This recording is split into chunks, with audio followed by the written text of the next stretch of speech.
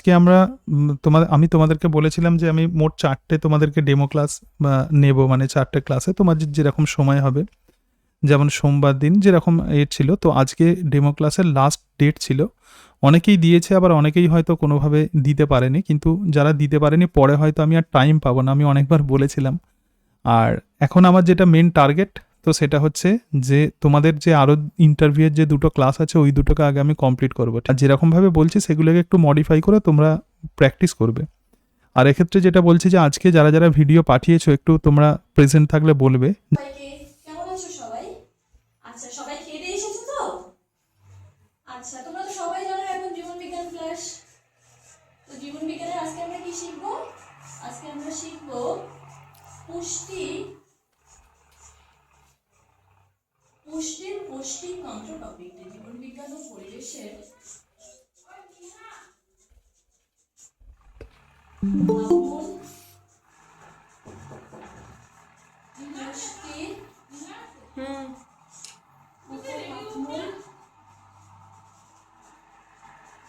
উপভাবমূল পুষ্টিক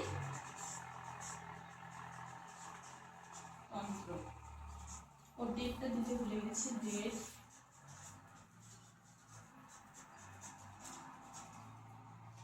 আচ্ছা, তোমরা কি কি খেয়ে এসেছো আজকে? ডাল, মাছ, আচ্ছা ঘি খেয়ে এসেছো। তখন এই যে কার্বোহাইড্রেট, প্রোটিন বা ফ্যাট জটিল খাদ্যবস্তুগুলো ভেঙে সরল খাদ্যবস্তু পরিণত হচ্ছে, তাহলে এটা জটিল, এটা পরিণত হবে সরল খাদ্যবস্তুতে। কার্বোহাইড্রেট ভেঙে তৈরি হচ্ছে গ্লুকোজে, প্রোটিন ভেঙে তৈরি হচ্ছে অ্যামিনো অ্যাসিডে,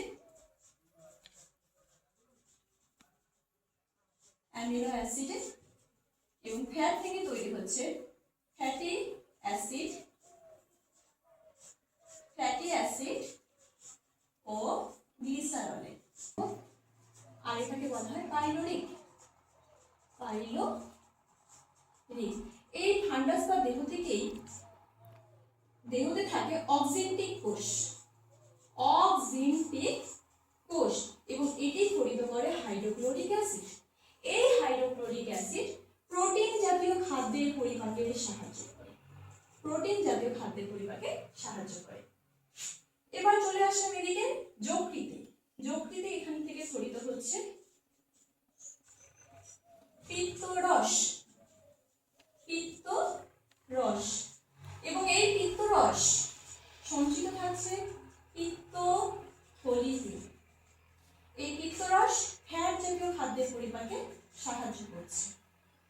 এবার যদি আরেকটু নিচে আমরা যাই, তাহলে এখানে দেখতে পাবো ক্ষুদ্রান্ত্র, বৃহদান্ত্র এবং ট্রিপসিন প্রোটিন জাতীয় খাদ্যের পরিপাকে সাহায্য করবে। ঠিক আছে, তাহলে পরের পার্টটি আমরা নেক্সট ক্লাসে করব। আজকে এই পর্যন্ত। আচ্ছা, সবাই খেয়ে দিয়ে এসেছো তো? আচ্ছা, তোমরা তো সবাই জানো এখন জীবন বিজ্ঞান ক্লাস। তো জীবন বিজ্ঞানের আজকে আমরা কি শিখবো?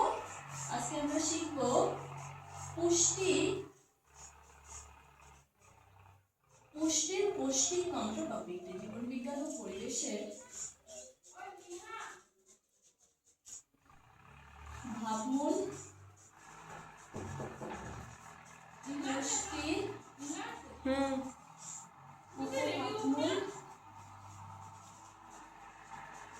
উপভাবমূল পুষ্টিক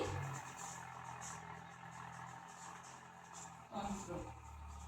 ওর ডেটটা দিতে ভুলে গেছি, ডেট।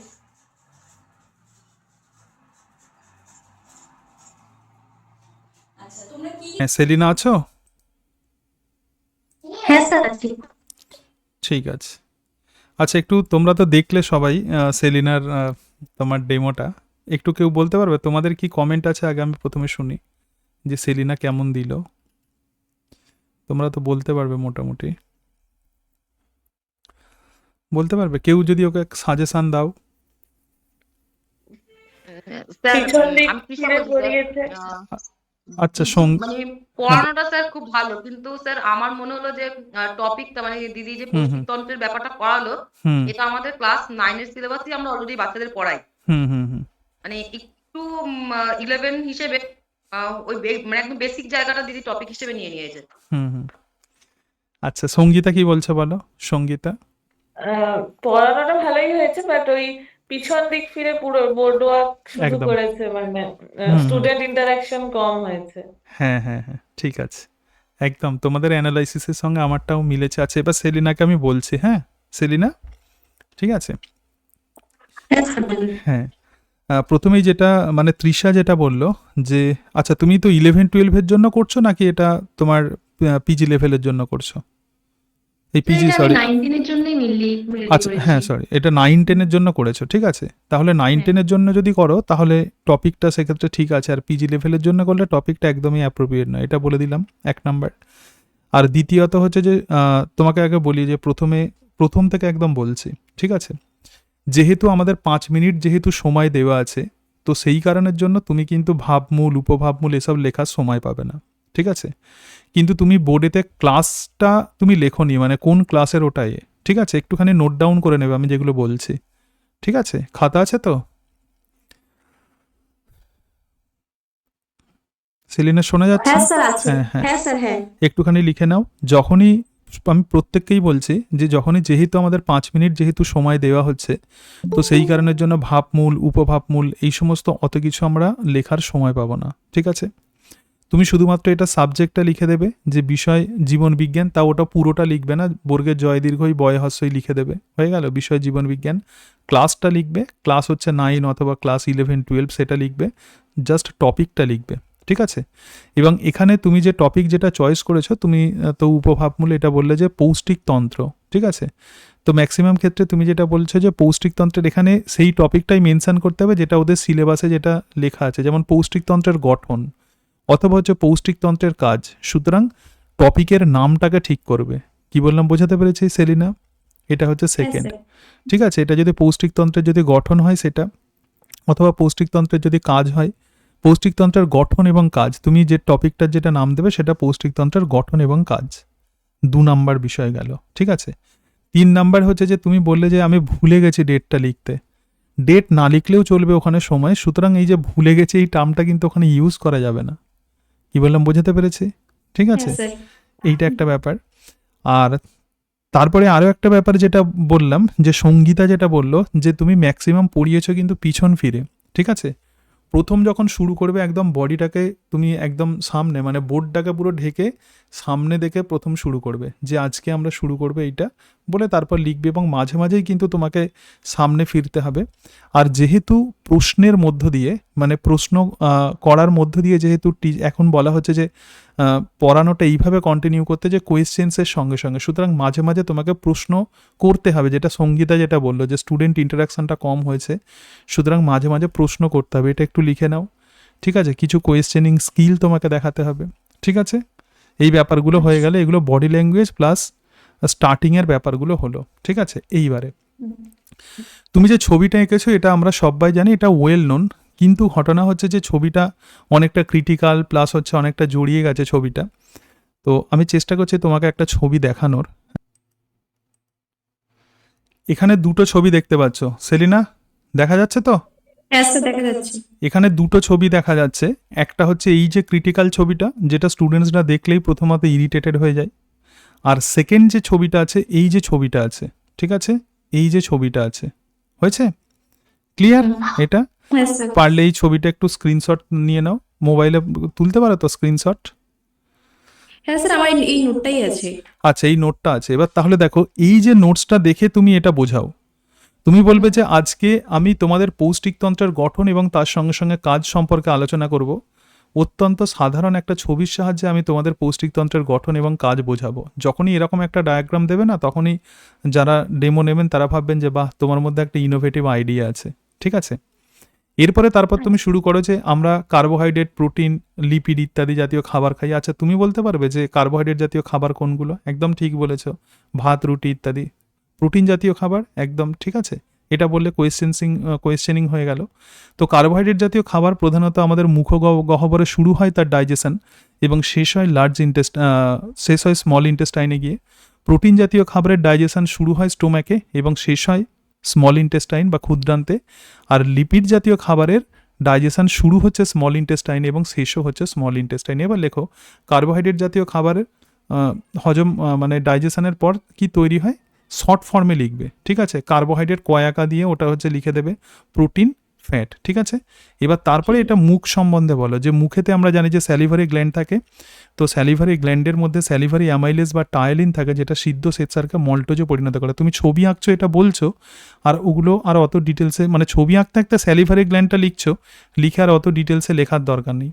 তারপরেই বলবে এটা হচ্ছে ইসোফেগাস বা গলবিল, এরপরে হচ্ছে স্টোম্যাকের ডিফারেন্ট পার্ট আর বলার দরকার নেই। এবারে হচ্ছে পাকস্থলী। তো প্রচুর পরীক্ষাতে প্রশ্ন দেয় যে পাকস্থলীর অক্সিনটিক কোষ এবং প্যারাইটাল কোষ, সুতরাং ওই জায়গাটা মেনশন করবে, পাকস্থলীর অক্সিনটিক আর প্যারাইটাল কোষ। তারপরে দেখতে পাচ্ছি এখানে ক্ষুদ্রান্তর মধ্যে বিভিন্ন গ্রন্থি এখানে উন্মুক্ত হয়, সুতরাং লিভার, গল ব্লাডার, প্যানক্রিয়াস ইত্যাদি। তারপরে লার্জ ইন্টেস্টাইন, রেকটাম। সুতরাং এই ছবিটার সাহায্যে করলে তোমার সেটা বেটার হবে। কি বললাম, বোঝাতে পেরেছি? ঠিক আছে। হ্যাঁ স্যার। আর কোয়েশ্চেনিং ওটা একটুখানি করবে, এবং তার সঙ্গে সঙ্গে যেটা বললাম যে একটু তোমাকে স্টুডেন্ট ইন্টারাকশান করতে হবে, যেটা সঙ্গীতা যেটা বলছিল আর কি, একটু প্রশ্ন মাঝে মাঝে করতে হবে, ঠিক আছে? তাহলেই দেখবে যে 5 মিনিটের মধ্যে তোমার ডেমো দাঁড়িয়ে যাবে এবং খুব ভালো হবে টপিকটা, ঠিক আছে? যদি ক্লাস 9-এ যদি করতে চাও, ঠিক আছে? ঠিক আছে স্যার। আর স্যার এমনি আমার বলার ধরন বা অন্য কিছু ঠিক আছে? হ্যাঁ, তোমার বলার ধরন যেভাবে ঠিক আছে। বলছি। হ্যাঁ, তোমার বলার ধরনটা ঠিক আছে, যেটা তুমি দেখলে যে ওরা বললো, ঠিক আছে? তৃষা ওরা বললো যে বলার ধরন ঠিক আছে।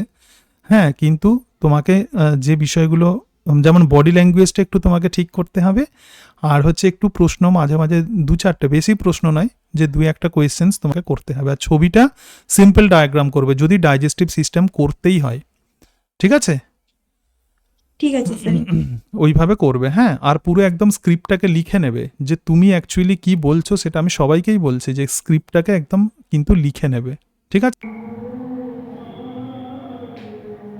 Good afternoon, student. In our previous class, we already discussed about hormone and their chemical characteristic and their chemical nature, their classification, right? Very good.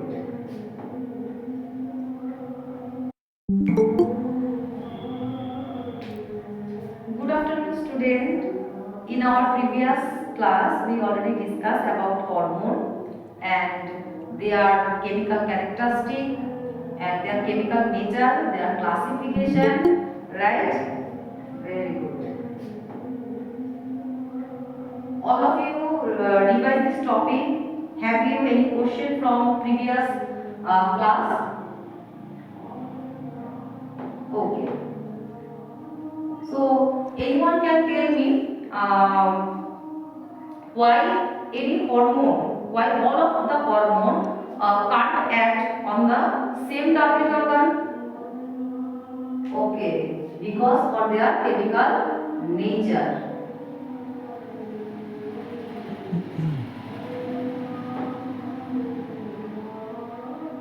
So depending on this membrane bound receptor. In our previous class, I will discuss the different types of hormone. So anyone can give example of some protein hormone? Very good. Protein hormone are LH hormone, luteinizing hormone, and also our TSH hormone, thyroid stimulating hormone. And some hormones are peptide hormone. What are the peptide hormone? Example? Very good. These are growth hormone and also insulin, and some are catecholamine.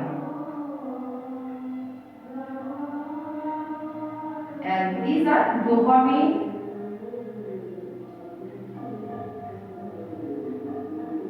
and also adrenaline or adrenaline. So today I will discuss how this type of hormone acts. Okay, how they act in their target organ. So you, all of you, open your copy and draw a diagram with me. Okay. So here is a blood capillary, and through this blood capillary with the different types of blood corpuscle, also transported some hormones, and these are actually water soluble hormones. These are water soluble hormones, and they are suppose their target cell is here, and first they cross the extracellular fluid and came across this cell, came near this cell, and they can't cross the cell membrane. Their receptor present on the membrane of this cell. So they first bind with this receptor cell is capillary with the different types of blood corpuscle, also transported some hormones, and these are actually water soluble hormones. These are water soluble hormones, and they are suppose their target cell is here, and first they cross the extracellular fluid and came across this cell, came near this cell, and they can't cross the cell membrane. Their receptor present on the membrane of this cell. So they first bind with this receptor, and they are water soluble, so they can't pass through this membrane because these membrane are lipid, made up of lipid. Okay, so these water soluble hormone can't cross this lipid membrane, so they bind with this receptor which present on the cell surface, and the binding of this receptor with this cell surface receptor activates a protein called, what is the process of phosphorylation? Different types of protein, they get attached with the our phosphate group. So protein kinase activate the protein by the binding of different type of phosphate group with it. Now these proteins are activated protein, so these are now capable to alter the different types of physiological action in our cells. Okay, have you any doubt from this topic? Okay, so in your copy, you write a question: how come protein hormone act, or how the hormones act through this membrane bound receptor? It remains in your homework. Okay, thank you student, keep growing, keep learning, and stay focused, and we will discuss our next topic in our next class. Thank you everyone. ইংলিশে কি ইংলিশেই দেবে? ও তো English medium স্কুলে apply করে ফেলেছে ভুল করে, তাই তো তৃষা? হ্যাঁ স্যার। আচ্ছা, দিশা, তোমার কি তুমি মানে তুমি বলছো মানে at the initial stages frequently you stop whenever you are talking, whenever you are writing something on the board. Okay, মানে তুমি মাঝে মাঝে থেমে যাচ্ছ। keep talking whenever you are writing something on the board or on the blackboard, keep talking, নাহলে discard হয়ে যায়, মানে মাঝখানে না আটকে যায়। আটকে গেলে কিন্তু একটা সিনক্রোনাইজেশন হচ্ছে না, সিনক্রোনাইজেশন ভালো লাগছে না শুনতে। আর একটু মনে হচ্ছে কথা বলতে গিয়ে তুমি হয়তো মানে কোন মানে নেক্সট ওয়ার্ড গুলো you are looking for the word, suitable word, তো সেটা আমার মনে হলো মানে ইনিশিয়াল স্টেজ। সেই জায়গাগুলোকে একটু ইমপ্রুভ করতে হবে, এবং it should be concise and bold. Your script should be concise. You have to finish within 5 minutes, and so মানে তাহলে তোমাকে কি করতে হবে, তোমাকে তো you have to do your best. তোমার একটা সুন্দর, you need a good script, and the presentation should be bold. এইটাই আমার একটু বলা। 5 মিনিটের বেশি টাইম পাবে না। That's all. বাদ বাকিটা তুমি বলো মধ্যে কি আছে ঠিক আছে অভিজিৎ দা, ঠিক আছে। আচ্ছা, অন্যান্যরা একটু বলো, তৃষাকে যদি একটু সাজেশন দাও, তারপরে আমি বলছি। যাতে তোমরাও ইনভলভ হতে পারো ক্লাসে, ঠিক আছে? আমি তো একটা ইন্টারাকশন করছি, ঠিক আছে?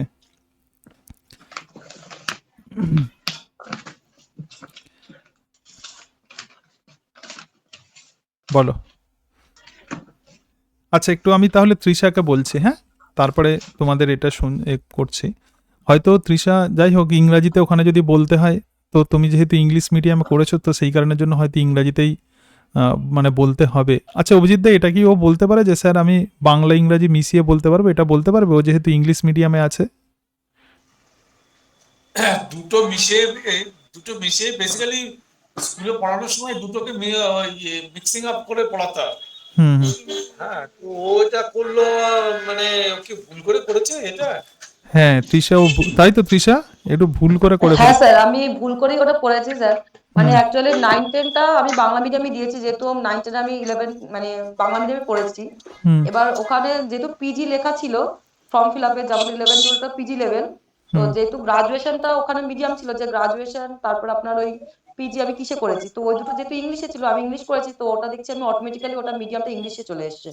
হুম হ্যাঁ, বুঝতে পারছি, ওটা ওর ভুল নয়, ওটা আমার হুম ভুল নয়, ওটা অটোমেটিক্যালি ওরা নিয়েছে, যেহেতু ইংরাজিতে ছিল, ইংলিশ মিডিয়াম ছিল, সেই জন্য ইংলিশটাই ওরা নিয়ে নিয়েছে। এবার ঠিক আছে, যখন কোনো স্যার মানে অসুবিধা নেই। ফর্ম বেরিয়েছে অ্যাপ্লিকেশন ফর্ম, তখন আমি দেখছি যে ওটা ইংলিশ মিডিয়াম হয়ে গেছে। তো আর রেকটিফিকেশনের তো কোনো অপশন ওরা দেয়নি, বলে কিছু হুম আর করার নেই, এখন আমাকে এটা এটা নিয়ে আর কি করতে হচ্ছে, মানে ট্রাই করতে না হচ্ছে না, ইংলিশটা যাতে করে ভালো করে ইমপ্রুভ হয়। হুম। হ্যাঁ হ্যাঁ, অসুবিধা নেই কিছু নেই। অসুবিধা নেই, হ্যাঁ। এবার হ্যাঁ তৃষাকে একটু বলি যে কিছু, এবার কি হয়, হ্যাঁ হ্যাঁ ইংলিশ মিডিয়াম মাধ্যম তো স্কুলে আমাদের বোর্ডে কম আছে, সংখ্যায় কম হুম বলছি আমরা, আর কিছু না যে এটা নিয়ে অন্য কিছু ভুল হয়েছে বা ইত্যাদিটা, ওটা না, সংখ্যাটা কমে যায় না, হুম স্কুলের সংখ্যাটা কমে যায়। হুম হুম হুম। আচ্ছা ঠিক আছে, আমি এবার তৃষাকে বলি, হ্যাঁ ঠিক আছে।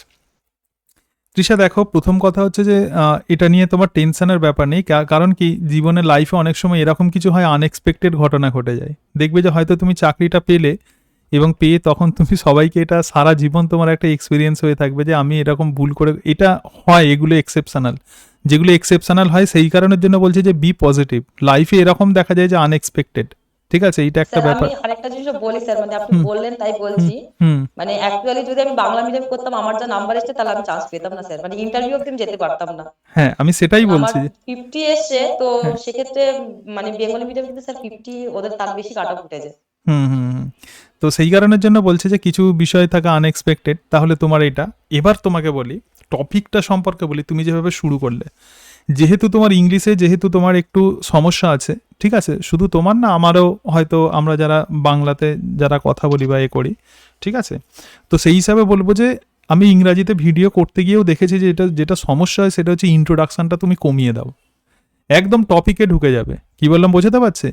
ঠিক আছে, তাহলে প্রথমেই এইভাবে করো যে welcome students, so today we will discuss about the mechanism of hormone action and hope you all know what is hormone, and can you tell me that what are the different chemical natures of hormone? ঠিক আছে, এটা বললে just এইটুকু, আর কিছু নয়।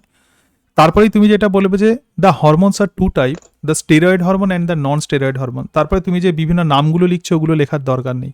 শুনছো তো আমি কি বলছি? হ্যাঁ স্যার, ঠিক মানে আছে, ওগুলো কি জাস্ট শুধু মুখে বলে দেবো?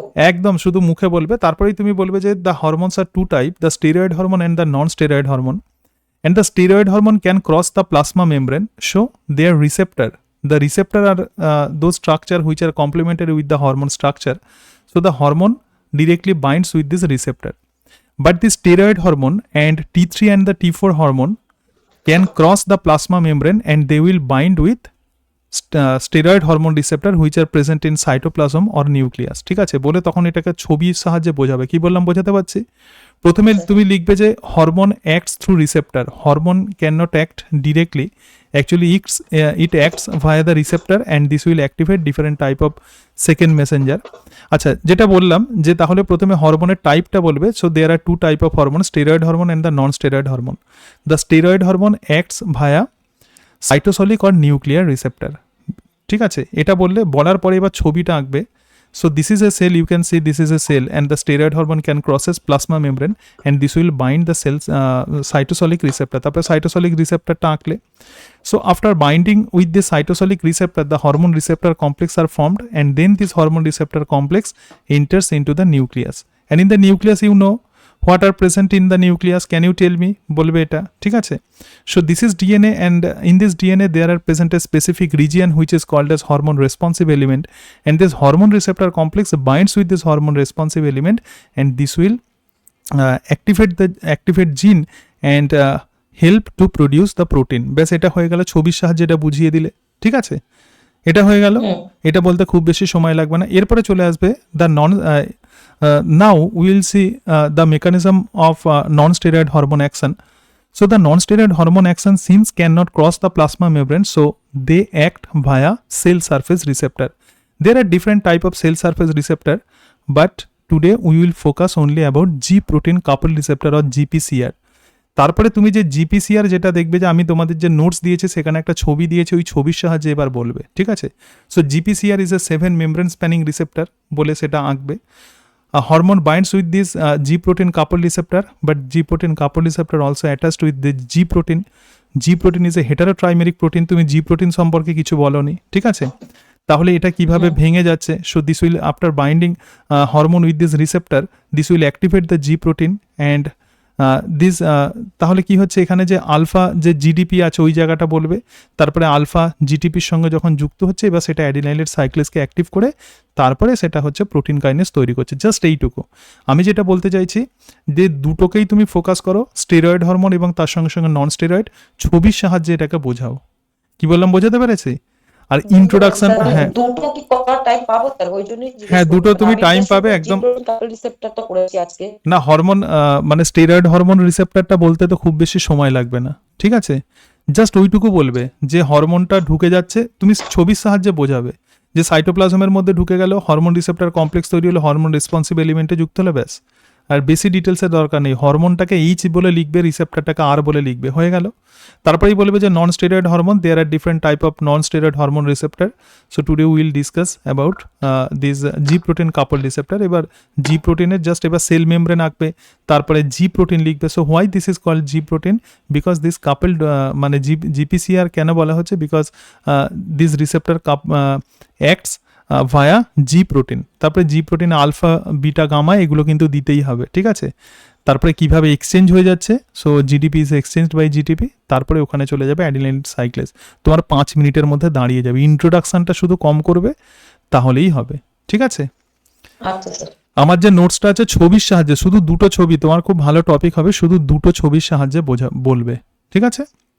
আর একটা বিষয় বলি অভিজিৎ দা, যেহেতু ও মানে ইংরাজিতে যেহেতু আছে, তুমি ইউটিউবে কোনো ভিডিও দেখে নাও জিপিসিআর এবং তার সঙ্গে সঙ্গে স্টেরয়েড হরমোন রিসেপ্টর, ওরা যেভাবে ইংরাজিতে যেগুলো বলছে একদম পুরো ভিডিও দেখে দেখে ওগুলো লিখে নেবে, লিখে নিয়ে সেটা বলবে, মুখস্থ করবে, দেখবে হয়ে যাবে। তাই তো অভিজিৎ দা? আচ্ছা, কি বললাম, বোঝাতে পেরেছি? হ্যাঁ স্যার, বুঝতে পেরেছি স্যার। হ্যাঁ, আর একটা বিষয় বলি, হ্যাঁ যেটা তাহলে তোমাকে যেটা বললাম যে ইন্ট্রোডাকশনটা একটু কম করবে, এটা একটা ব্যাপার। কারণ ইন্ট্রোডাকশন দিতে গেলেই আমরা যারা ইংরাজিতে একটু কাঁচা আছি তাদের কিন্তু সব কিছু গুলিয়ে যায়, সেই জন্য একদম ডিরেক্টলি টপিকে ঢুকে যাবে। এখান থেকে মানে বাঁচার এটাই উপায়। কি বললাম, বোঝাতে পেরেছি? আর দুই একটা প্রশ্ন যেটা তুমি বললে যে তোমরা বুঝতে পেরেছো কিনা, ওইটা একটুখানি বলবে, আর দুই একটা প্রশ্ন করবে, ঠিক আছে। তাহলেই হবে। তোমাকে শুধু টপিকটাকে বুঝিয়ে দিয়ে আসতে হবে, এছাড়া আর কিছু না। হ্যাঁ, আমি যদি পরে সময় পাই তোমাকে তোমাদের আর একটা আমি ডেমো নিয়ে নেবো। আগে ক্লাসটাকে আমি কমপ্লিট করি, তখন তুমি আর একটা ডেমো দিয়ে দেবে, ঠিক আছে, ওইভাবে তৈরি করে। হ্যাঁ, বিজ্ঞান ও পরিবেশ, জীবন বিজ্ঞান ও পরিবেশ। আচ্ছা, আমরা কিন্তু রক্তদান শিবিরের কথা প্রায় শুনে থাকি, তাই তো? কোথাও কোথাও রক্তদান শিবির হয়ে থাকে। আচ্ছা বলো তো তাহলে, আমরা কি যে কোনো ব্যক্তি অপর একজন ব্যক্তিকে কি রক্ত দিতে পারে? হ্যাঁ পারে, কিন্তু কি তার আগে যে দান করছে এবং যে গ্রহণ করছে তার কিন্তু রক্তের গ্রুপটা জানা খুব জরুরি, তাই তো? যদি একই গ্রুপের না হয় তাহলে কিন্তু সে রক্ত সে দিতে পারবে না, বা অপর একজন ব্যক্তির থেকে কিন্তু রক্ত নিতে পারবে না। না হলে কি হবে বলো তো? হ্যাঁ, না হলে কি হবে, তাহলে তার রক্তটা জমাট বেঁধে যাবে, বা তার মধ্যে কি হবে, ইমিউনোলজিক্যাল রিঅ্যাকশন হবে, অ্যান্টিজেন অ্যান্টিবডি ইন্টারঅ্যাকশন হবে। এর ফলে কি হবে, যে ব্যক্তি রক্ত গ্রহণ করছে তার কিন্তু সে প্রাণহানি হবে, অর্থাৎ সে মারা পর্যন্ত যেতে পারে। তো রক্তের গ্রুপ জানা কি খুবই জরুরি, তাই তো? কারণ আমাদের কি যে কোনো সময় সময় কি অ্যাক্সিডেন্ট হতে পারে, বা মানুষ কিন্তু কোনো রোগে কিন্তু বা বিভিন্ন কারণে কিন্তু রক্ত প্রয়োজন হতে পারে, তাই তো? তো এখন আমরা করবো রক্তের গ্রুপ বা শ্রেণী। রক্তের গ্রুপ বা রক্তের যে শ্রেণী। তো এই যে রক্তের গ্রুপ বা শ্রেণী, তোমাদের তৃতীয় অধ্যায় রয়েছে জৈবনিক প্রক্রিয়া। হ্যাঁ, সেই জৈবনিক প্রক্রিয়াতে এই রক্তের গ্রুপ বা শ্রেণীটি এই টপিকটা রয়েছে, তোমরা সবাই বইয়ে দেখবে, ঠিক আছে? আমি আলোচনা করছি আগে, শোনো। যে রক্তের গ্রুপ বা রক্তের গ্রুপ হচ্ছে বা রক্তের শ্রেণীবিভাগ বিভিন্ন ধরনের হয়ে থাকে। হ্যাঁ, বিভিন্ন সিস্টেম শ্রেণীবিভাগ রয়েছে, তার মধ্যে গুরুত্বপূর্ণ হচ্ছে এবিও সিস্টেম, এবিও শ্রেণীবিভাগ, আর একটা হচ্ছে আরএস শ্রেণীবিভাগ। এই যে এবিও শ্রেণীবিভাগ রয়েছে, এই এবিও শ্রেণীবিভাগটা কে করেছেন? বিজ্ঞানী কার্ল এন্ড স্টেইনার। তিনি 1901 সালে এই চিকিৎসক বিজ্ঞানী ইনি এটাই আবিষ্কার করেন প্রথম। তো এই এবিও সিস্টেমটা কি? এই এবিও সিস্টেম অনুযায়ী এই যে রক্তের আমরা বিভিন্ন গ্রুপ বলে থাকি, শুনে থাকি, তাই তো? যে এ, বি, ও এবং এবি। তো এটা হচ্ছে রক্তের শ্রেণী।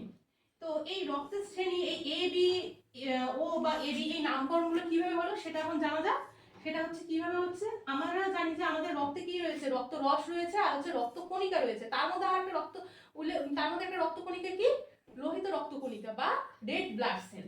যদি আমি মনে করি এটা একটা রেড ব্লাড সেল, কোনো প্রকার কিন্তু অ্যান্টিজেনের উপস্থিতি নেই, আমরা দেখতে পাচ্ছি। হ্যাঁ, তাই ও হচ্ছে সার্বজনীন দাতা। আর এবি কে বলা হচ্ছে সার্বজনীন গ্রহীতা, ঠিক আছে?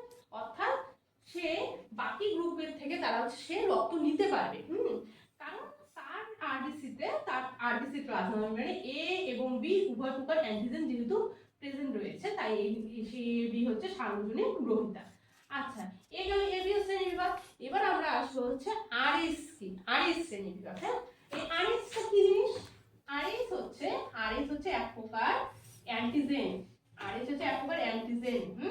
এটা হচ্ছে প্রোটিন, এটা হচ্ছে এক প্রকার প্রোটিন। এটা কি রকম? এটা হচ্ছে ওই আমাদের লোহিত রক্তকণিকা অর্থাৎ রেড ব্লাড সেলে থাকে। এই লোহিত রক্তকণিকার গায়ে থাকে এই আরএস প্রোটিন। এই আরএস প্রোটিন কিন্তু বিভিন্ন, এটাও এর মধ্যে আরো ভাগ থাকে। আরএস এর মধ্যে সাধারণত বিটা হচ্ছে কমন, ঠিক আছে?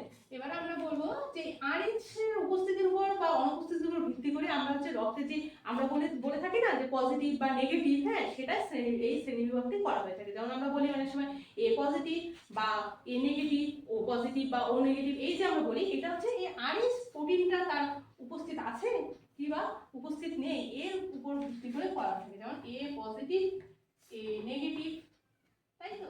তারপরে কি বি পজিটিভ বা বি নেগেটিভ, বা ও positive, O negative, A B positive হয়ে থাকে, আবার কি এ বি নেগেটিভ হয়ে থাকে।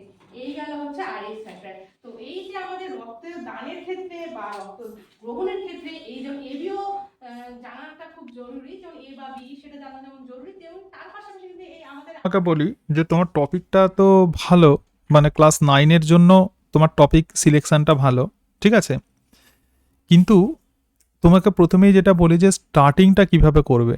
যে প্রথমেই এই যে তুমি বলছো না যে রক্ত দেওয়া নেওয়া, এখান থেকে নয়, যে তুমি এরকম বলবে যে ওটা তো তুমি লিখে দিচ্ছ যে ক্লাস, তার সঙ্গে সঙ্গে আজকের টপিক সেটা লিখে দিচ্ছ। আজকের টপিক হচ্ছে ব্লাড গ্রুপ বা রক্তের শ্রেণীবিভাগ, জাস্ট এইটুকু করার পরে তারপরে তুমি এইভাবে বলবে যে আচ্ছা তোমার ব্লাড গ্রুপ কি? তোমরা তো সবাই তোমাদের রক্তের গ্রুপ জানো। আচ্ছা তোমার ব্লাড গ্রুপ কি? ও বাহ, তোমার ব্লাড গ্রুপ হচ্ছে এ প্লাস। আচ্ছা তোমার ব্লাড গ্রুপ কি? তোমার ব্লাড গ্রুপ হচ্ছে এবি মাইনাস। এটা হলো। তাহলে এই যে এ প্লাস, তারপরে তুমি বলবে যে এ প্লাস এটার মানে জানো, অথবা বি প্লাস এটার মানে জানো। আচ্ছা ঠিক আছে, জানো না, তো আজকে আমরা এটাই শিখবো যে ওর ব্লাড গ্রুপ কেন এ প্লাস হলো, বা কোনো একটা নাম বলবে, বা ওর ব্লাড গ্রুপ কেন বি প্লাস হলো। তো আজকে আমরা এটাই দেখব।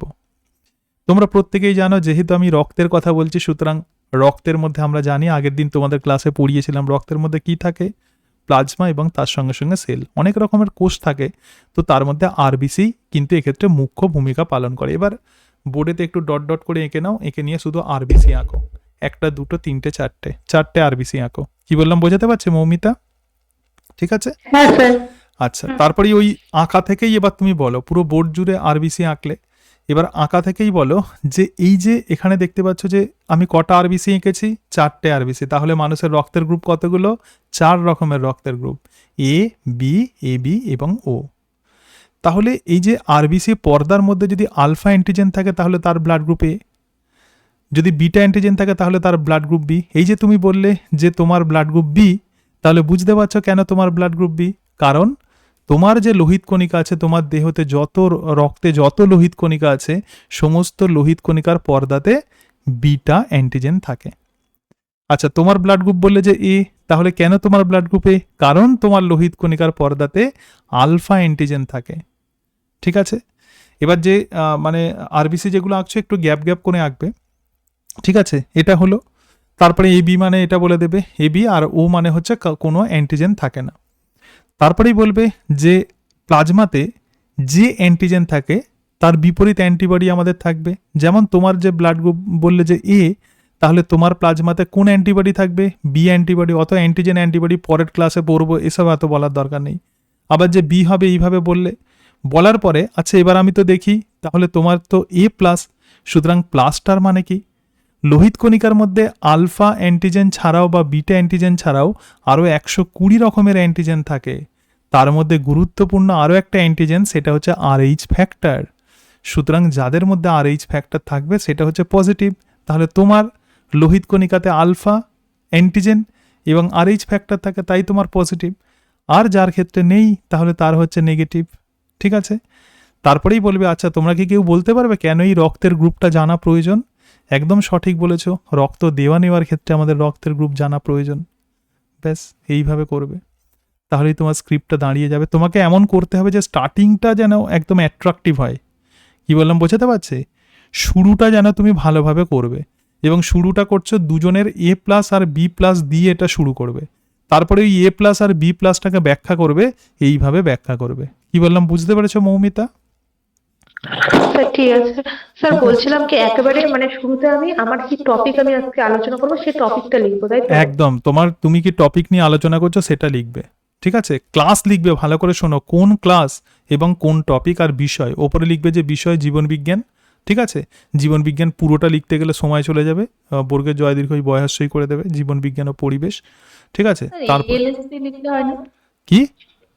এলএসসি বলে শর্টে। হ্যাঁ, লাইফ সায়েন্স লিখলেও, লাইফ সায়েন্স না, জীবনবিজ্ঞান লিখতে তো খুব বেশি সময় লাগবে না, বর্গের জয় দীর্ঘই বয়সই লিখে দেবে। ঠিক আছে, ওরা বুঝে যাবে যে তোমার সময় কম বলে তুমি টোটালটা লিখছো না।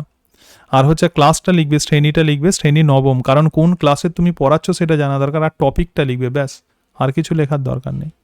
তারপরে আমি যেভাবে বললাম সেইভাবে দেখো। প্রথম স্টার্টিংটা কিন্তু তোমাকে অ্যাট্রাকটিভ করতে হবে। স্টার্টিংটা তুমি যে ওয়েল বিগান ইজ হাফ ডান, এটা ইংরাজিতে একটা প্রবাদ বাক্য আছে। স্টার্টিংটা তুমি যদি ইন্টারেস্টিং ওয়েতে যদি শুরু করো, তাহলেই কিন্তু ওনারা শুনবেন ব্যাপারটা। ঠিক আছে মৌমিতা, এইভাবে পড়াতে। স্যার ঠিক আছে। ঠিক আছে, ওনারা কি দেখবেন, যে ওনারা এটা দেখবেন যে কত সহজভাবে তুমি বোঝাতে পারছো। ঠিক আছে, হ্যাঁ স্যার। এইভাবে করবে। হ্যাঁ, আর একটা বিষয় তোমাকে আমি বলতে ভুলে গেছি। তুমি যখন RH ফ্যাক্টরটা যখন লিখছিলে তখন কিন্তু তোমার বোর্ডটা দেখা যাচ্ছিল না, তোমার শুধু পিছনটাকে দেখতে পাচ্ছিলাম। ঠিক আছে, সুতরাং একটু বাঁদিক ঘেঁষে ওটা হচ্ছে দাঁড়াতে হবে। কি বললাম বুঝতে পেরেছো? যখন বোর্ডেতে যখন লিখবে হ্যাঁ। তখন এইভাবে হাতটাকে এ করে তখন লিখতে হবে। এটা কিন্তু সবাই কিন্তু খেয়াল করবে। অনেক সময় আমরা ডেমো দিতে গিয়ে এগুলো মাথায় থাকে না আমাদের, কারণ আমরা তো একটা মানে কনসেন্ট্রেশনের মধ্যে থাকি যে পড়াতে হবে, কিন্তু তোমার বডিটা তখন কোথায় আছে এটা তোমার খেয়াল থাকবে না। সুতরাং এটা একটু সচেতন থাকবে, অবচেতনে এটাকে কিন্তু তোমাকে সচেতন ভাবে করতে হবে। ওনারা বোর্ড ওয়ার্ক দেখবেন, তুমি কেমন লিখছো সেটা দেখবেন, একটু বড় বড় করে লিখতে হবে। এবং যেটা বললাম যে তোমার RH ফ্যাক্টর যখন লিখছিলে তখন বোর্ডটা দেখা যাচ্ছিল না, এই ব্যাপারে সচেতন হবে। ঠিক আছে মৌমিতা? হ্যাঁ হ্যাঁ স্যার। হ্যাঁ স্যার ঠিক ঠিক আছে। আছে, আর বাকিদেরগুলো একটু দেখতে থাকো, তাহলেই হবে। Chemical cycle. আজ আমরা নাইট্রোজেন সাইকেল সম্বন্ধে জানবো। তাহলে আজকের পাঠ হলো নাইট্রোজেন সাইকেল। নাইট্রোজেন সাইকেল বা নাইট্রোজেন চক্র। আমরা সকলেই জানি প্রোটিনের মূল উপাদান হলো নাইট্রোজেন। নাইট্রোজেন দিয়েই ডিএনএ, আরএনএ, নিউক্লিক অ্যাসিড ইত্যাদি তৈরি হয়, যা জীবদেহ গঠনের জন্য খুব দরকারি। ঠিক আছে, এবার দেখো এখানে মাটি আছে, আমি একটা ছবি আঁকলাম, দেখো মাটির এখানে আছে গাছ। এবার বায়ুমণ্ডলে কত পার্সেন্টেজ নাইট্রোজেন থাকে? 78% নাইট্রোজেন থাকে, তাই তো? এবার গাছ এই র নাইট্রোজেনকে সে ইনটেক করতে পারে না। সে কি ইনটেক করে? মাটিতে সলিউবল অবস্থায় থাকা নাইট্রেটকে সে ইনটেক করে। এটাই হচ্ছে নাইট্রোজেন সাইকেলের প্রথম স্টেপ, যেটা নাইট্রোজেন অ্যাসিমিলেশন নামে পরিচিত। ঠিক আছে, আমি লিখছি, এদিকে লেখো, নাইট্রোজেন অ্যাসিমিলেশন।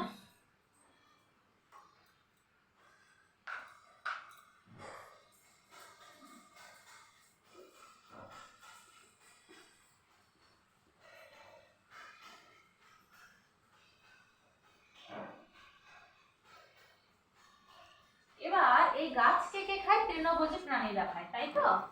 প্রাণী নিল। এবার প্রাণীর যে রেচন পদার্থ মানে ইউরিয়া বা ইউরিক অ্যাসিড, সেগুলো পিউট্রিফাইং ব্যাকটেরিয়া দ্বারা মাটিতে NH3 রূপে আবদ্ধ হয়। এবার নাইট্রোজেন থেকে যে অ্যামোনিয়া তৈরি হলো, এটাই হচ্ছে সেকেন্ড স্টেপ, যেটা অ্যামোনিফিকেশন রূপে পরিচিত। অ্যামোনিফিকেশন।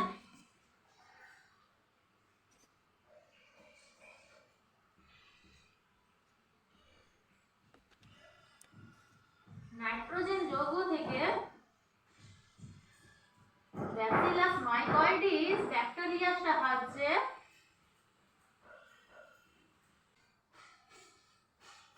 নাইট্রোজেন ফিক্সেশন, এই যে বায়ুমণ্ডলে নাইট্রোজেন আছে, এই নাইট্রোজেন বৃষ্টির জল এবং অক্সিজেনের সাথে বিক্রিয়া করে মাটিতে নাইট্রেট যৌগ হিসাবে আবদ্ধ হয়, যেটা আবার প্ল্যান্ট ইনটেক করে, ঠিক তো? এবং কিছু কিছু স্বাধীনজীবী ব্যাকটেরিয়া থাকে, যেমন ক্লস্ট্রিডিয়াম, অ্যাজেটোব্যাক্টার, তারা সরাসরি বায়ুমণ্ডলে নাইট্রোজেন ইনটেক করে। এবং কিছু লেগুমিনাস প্ল্যান্টস থাকে, যাদের রুট নডিউলসে কিছু স্বাধীনজীবী ব্যাকটেরিয়া থাকে, যারা নাইট্রোজেন সংবন্ধনে সাহায্য করে। এই পুরো প্রসেসটাই হচ্ছে নাইট্রোজেন ফিক্সেশন নামে পরিচিত, মানে নাইট্রোজেন তারা ফিক্স করছে। ঠিক আছে, এবার এই যে এত নাইট্রেট তৈরি হলো, এত অ্যামোনিয়া তৈরি হলো, এইগুলোকে তো পরিবেশে ফিরে দিতে হবে, তবেই তো ভারসাম্য বজায় থাকবে। তাহলে এরা যে ফিরে যায়, এই ফিরে যাওয়ার ঘটনাটাই হলো ডিনাইট্রিফিকেশন, যেটা হচ্ছে আমাদের লাস্ট স্টেপ, ডিনাইট্রিফিকেশন।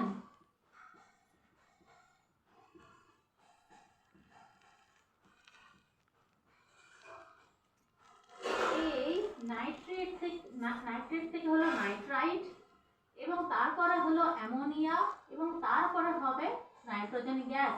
এই পুরো প্রসেসটা করছে সিউডোমোনাস ব্যাকটেরিয়া। সিউডোমোনাস। তাহলে আমরা দেখলাম এই পুরো পাঁচটা স্টেপে নাইট্রোজেন সাইকেল হচ্ছে। ঠিক আছে, এই নাইট্রোজেন সাইকেল আছে বলে প্রকৃতিতে নাইট্রোজেন। কিছু বলছি তখনও কিছু বলতে হবে। ওখানকার বাচ্চারা তো ওরা সেইটা একটা সাইকোলজিক্যাল ব্যাপার, এবং এটা এক ধরনের অভ্যাস। আমরা এই অভ্যাস গড়ে তুলতে পারি, যে আমরা কিছু বলছি, লিখতে কিছু বলছি, এটা অভ্যাসটা তৈরি হলে হবে। আর বাকিটা যে জিনিসগুলো তাতে কি হবে, অনেকটা আমার সময়ও যেরকম বাঁচবে, আমি স্টুডেন্টকে এনগেজও রাখতে পারবো, আর স্টাইলটা তো ভালোই মনে হলো ওকে দেখে। হ্যাঁ, তো বাদবাকিটা তুমি এবার ওর সাবজেক্টের বা কন্টেন্টের ব্যাপারে কিছু বলার থাকলে ওভারঅল তুমি বলো এটা। ঠিক আছে, ঠিক আছে। আচ্ছা, আর কেউ কিছু বলবে? বলো, মৌমিতা কেমন দিলে একটু বলো, তোমরা যদি সাজেশন দাও, অথবা দেখে কেমন মনে হলো।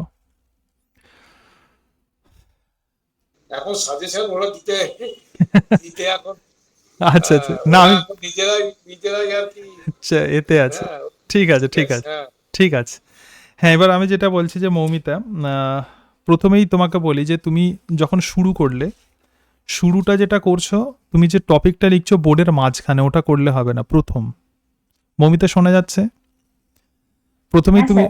প্রথমেই তুমি কি লিখলে, ওটা হচ্ছে মাঝখানে, ওটা হচ্ছে লিখলে হবে না, ওটা একদম ওপরে লিখতে হবে, ক্লাস। ঠিক আছে, এবং তার সঙ্গে সঙ্গে যেভাবে বলেছিলাম টপিক হচ্ছে নাইট্রোজেন চক্র, এটা 1 নাম্বার।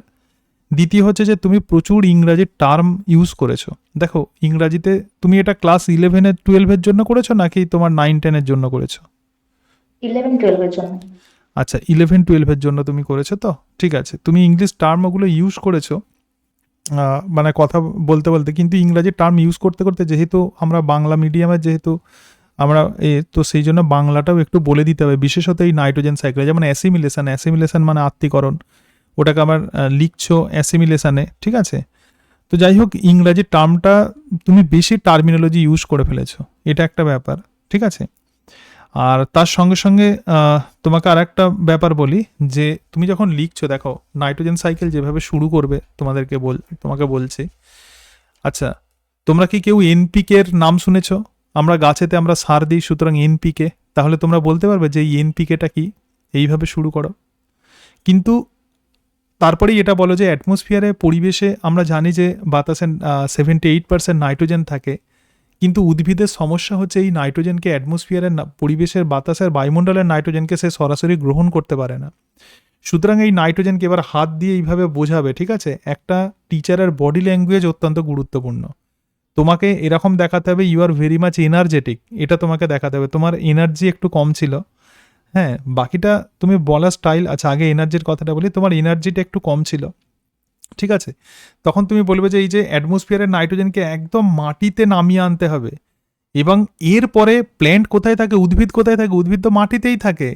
তাহলে সে তখন এই নাইট্রোজেনকে গ্রহণ করবে, কিন্তু এই নাইট্রোজেনকে কম্পাউন্ড ফর্মে বা যৌগ ফর্মে উদ্ভিদ গ্রহণ করে, সরাসরি নাইট্রোজেনকে গ্রহণ করতে পারে না। আজকে আমরা পড়বো যে এই নাইট্রোজেন কিভাবে মাটিতে নেমে আসছে এবং উদ্ভিদ কিভাবে নাইট্রোজেনকে গ্রহণ করছে, এবং তারপরে এই নাইট্রোজেন আবার কিভাবে পরিবেশে ফিরে যাচ্ছে। তো সেই নাইট্রোজেন সাইকেল সম্পর্কে পড়বো। তারপরে তুমি যে বোর্ডেতে যে লিখছো, একদম বাঁদিকে যে লিখছো, ওগুলো বড় বড় করে লেখা হচ্ছে, ছবিটা তোমার ছোট। বাঁদিকে কিছু লেখার দরকার নেই, পুরো টোটাল বোর্ড জুড়ে ছবিটা আঁকো। একটা প্ল্যান্ট আঁকলে, তারপরে সয়েল আঁকলে, মাটিতে নাইট্রোজেন আছে, নাইট্রোজেন নেমে গেলে অ্যামোনিয়া হলো, সেই প্রসেসকে কি বলে, তার পাশে ব্যাকটেরিয়াটার নাম লেখো 2-1টা। তারপরেই হচ্ছে নাইট্রিফিকেশন যেটা বলছো, তো নাইট্রিফিকেশন যে স্টেপগুলো হচ্ছে সেটা লিখলে, পরপর মাটির মধ্যে যে ঘটনাটা ঘটছে, ঠিক আছে। তারপরে এই ডিনাইট্রিফিকেশনটা দেখিয়ে দাও, যে এই যে কম্পাউন্ডগুলো আছে ওটা একটা পাশে একটুখানি লিখে দাও, যে অ্যামোনিয়ার যে যৌগগুলো সেগুলো পুনরায় হচ্ছে বাতাসে ফিরে যায়। আর যে ইকুয়েশন যেগুলো বলছো ওগুলো লিখলে অনেকটা তুমি সময় পাবে না, ওটা একটু ক্রিটিক্যাল হয়ে যাবে যে তোমার এগুলো। সুতরাং কিভাবে নাইট্রোজেনের বিভিন্ন মডিফিকেশন হচ্ছে শুধুমাত্র একটা ছকের সাহায্যে দেখিয়ে দাও। আর একটা বিষয় বলি, যে তোমার কন্টেন্টে যেটা সব থেকে যেটা হচ্ছে মানে ল্যাক যেটা আমার লেগেছে, আমরা প্রত্যেকেই জানি যে রাইজোবিয়াম ব্যাকটেরিয়া। সুতরাং লেগুমিনাস প্ল্যান্ট তুমি বলেছো, কিন্তু রাইজোবিয়ামের কি ভূমিকা সেটা তুমি বলনি। এবং তার সঙ্গে সঙ্গে নাইট্রোজেন সাইকেল বলতে গেলে অবশ্যই সিম্বায়োটিক যে অ্যাসোসিয়েশন আছে এটা কিন্তু বলতেই হবে, এটাকে মাথায় রাখবে, ঠিক আছে। এই কয়েকটা জিনিস তুমি যখন এই যে ডান দিকে যে লিখছো, বাঁদিকে লিখছো, ছবিটাকে ছোট করে দিয়েছো, ওটা নয়, বাঁদিকে আর লেখার দরকার নেই, টোটাল বোর্ড জুড়ে ছবি আঁকো। এবং ওই ছবি থেকেই যেরকমভাবে ফ্লো ডায়াগ্রাম এখন যেমন চলে, যেটা ফ্লো ডায়াগ্রাম বা ফ্লো চার্ট, সুতরাং ফ্লো চার্টের সাহায্যে টোটালটা বুঝিয়ে দাও। ইকুয়েশনগুলো অত লেখার আর তুমি সময় পাবে না, বা ওটা একটু তোমার সেগুলো লেখার দরকার নেই এক্ষেত্রে, ঠিক আছে। সুতরাং এই প্রসেসটা বুঝিয়ে দাও। তোমাকে এটা বুঝিয়ে দিয়ে আসতে হবে যে বিভিন্ন স্টেপগুলো কিভাবে সম্পন্ন হচ্ছে। কি বললাম, বোঝাতে পেরেছি? তাহলেই দেখবে 5 মিনিটের মধ্যে তোমার এটা দাঁড়িয়ে যাবে। এবং অবশ্যই অবশ্যই কিন্তু লেগুমিনাস প্ল্যান্টের কথাটা বলবে, ঠিক আছে। লেগুমিনাস প্ল্যান্টটা তুমি বলেছো টার্মিনোলজি, বাট সেখানে তুমি কোনো রাইজোবিয়াম ব্যাকটেরিয়ার কথাই তুমি বলনি। তো এই জায়গাটা কিন্তু তোমাকে রাখতে হবে, তো যেটাকে আমরা বলবো বায়োলজিক্যাল নাইট্রোজেন ফিক্সেশন। এছাড়া আর কি টপিক তুমি করতে পারতে মৌমিতা? আমি তো স্যার এটাই দেখেছি। আচ্ছা আচ্ছা, তোমার এটাই ঠিক আছে। এটাও তুমি যদি করো, ঠিক আছে, এটা খারাপ হবে না, মোটামুটি হবে না। কিন্তু তুমি যদি রুট নডিউল কী করে তৈরি হয় সেটা যদি করতে পারতো তো সেটাও ভালো হতো, ঠিক আছে। আমরা প্রত্যেকেই জানি যে রুট নডিউল, হ্যাঁ, তো লেগুমিনাস যে উদ্ভিদ আছে সেখানে রুট নডিউল থাকে, অর্বুদ। তো আজকে আমি তোমাদেরকে পড়াবো যে কীভাবে রুট নডিউল তৈরি হয়, তার পিছনে কি জেনেটিক্স আছে। তো এটা করে, ঠিক আছে, তুমি নাইট্রোজেন সাইকেল করেছো, কিন্তু যেভাবে বললাম এইভাবে বলবে। তাহলে আর একবার বলে দিচ্ছি তোমাকে। প্রথম কথা হচ্ছে যে বোর্ডের উপর থেকে শুরু করবে, 1 নাম্বার। 2 নাম্বার হচ্ছে কি, ওইভাবে মুছে আবার ছবি এঁকে ওইটা তুমি সময় পাবে না। পুরো ছবি, প্রত্যেকেই বলছি যে বোর্ড জুড়ে তুমি ছবি আঁকছো এবং ছবির সাহায্যে তোমার কন্টেন্টটাকে বোঝাও। তোমাকেও বললাম, এবং ইংরাজি টার্ম তুমি বেশি ইউজ করেছো প্রচুর। যেমন তুমি বলছো যে বায়োজিওকেমিক্যাল সাইকেল, যেটা বলছে তুমি বলবে যে জৈব ভূ রাসায়নিক চক্র, সেটা হচ্ছে কি, তো সেটা বলবে, যেভাবে স্টার্ট করতে বললাম সেটা বলবে। আর ইকুয়েশনগুলো অত লেখার তুমি সময়ও পাবে না, আর সেটা তোমার মানে লেকচার পড়ানোটাকে অনেকটা ইন্টারেস্ট কমিয়ে দিচ্ছে, সুতরাং সেগুলো বলার দরকার নেই। প্রসেসগুলো তুমি ভালো করে বলো, দু একটা ব্যাকটেরিয়ার নাম বলো, প্রসেসটা লিখছো, লিখে ব্যাকটেরিয়ার নাম এইভাবে তীর চিহ্ন দিয়ে দেবে, ঠিক আছে? ডিনাইট্রিফাইং ব্যাকটেরিয়া সিউডোমোনাস থিওব্যাসিলাস, এইভাবে করে দেবে, ঠিক আছে? আর এই ব্যাকটেরিয়াগুলোর নাম কিভাবে মনে রাখার, তার জন্য যদি কোনো ট্রিক্স থাকে ঠিক আছে, এত কিছু বলার সময় পাবে না, এইভাবে বলবে, তাহলেই তোমার কন্টেন্টটা দাঁড়িয়ে যাবে, ঠিক আছে মৌমিতা? ঠিক আছে স্যার। আর একটুখানি এনার্জি নিয়ে কিন্তু বলতে হবে, হ্যাঁ, আদারওয়াইজ তোমার বলা, তারপরে হচ্ছে তোমার এই সব কিছুই ভালো লেগেছে আমাদের, স্যার যেটা বললেন ভালো, কিন্তু আরেকটু তোমাকে এনার্জিটা আরেকটু নিয়ে আসতে হবে, আর কন্টেন্টটাকে ভালো করে করতে হবে, ঠিক আছে? বোর্ড ওয়ার্কটা কিন্তু একটু ইমপ্রুভ করতে হবে, হ্যাঁ, ঠিক আছে? আচ্ছা, ঠিক আছে, তুমি দেখতে থাকো আরো বাকিদেরগুলো। ঠিক আছে। আদর্শফুলের বিভিন্ন অংশগুলো কি কি? হ্যাঁ, ঠিক বলেছো। কি কি আমি আরেকবার লিখি তাহলে। বৃদ্ধি, তলমণ্ডল, পুংকেশর চক্র,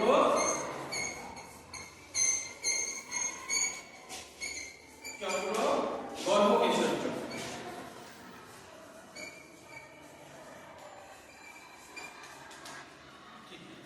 এবার সুমনা তুমি বলো তো,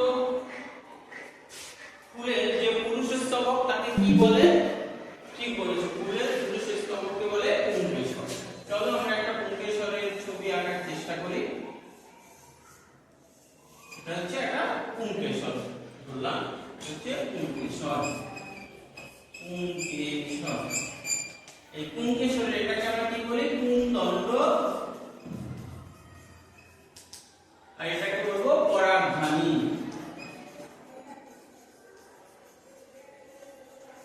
পরাগধানী। এবার আর রহিম তুমি বলো তো, ফুলের স্ত্রী স্তবককে কি বলে? ঠিক বলেছো, গর্ভকেশর চক্র।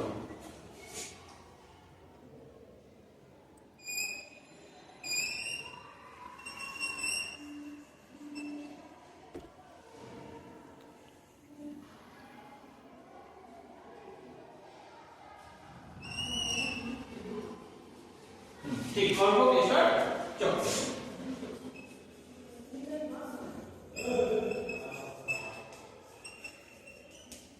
এবার গর্ভকেশর চক্রের এটা হচ্ছে ডিম্বাশয়। ডিম্বাশয়, এটা হচ্ছে গর্ভদণ্ড। গর্ভদণ্ড, আর এটাকে আমরা বলবো গর্ভমুণ্ড।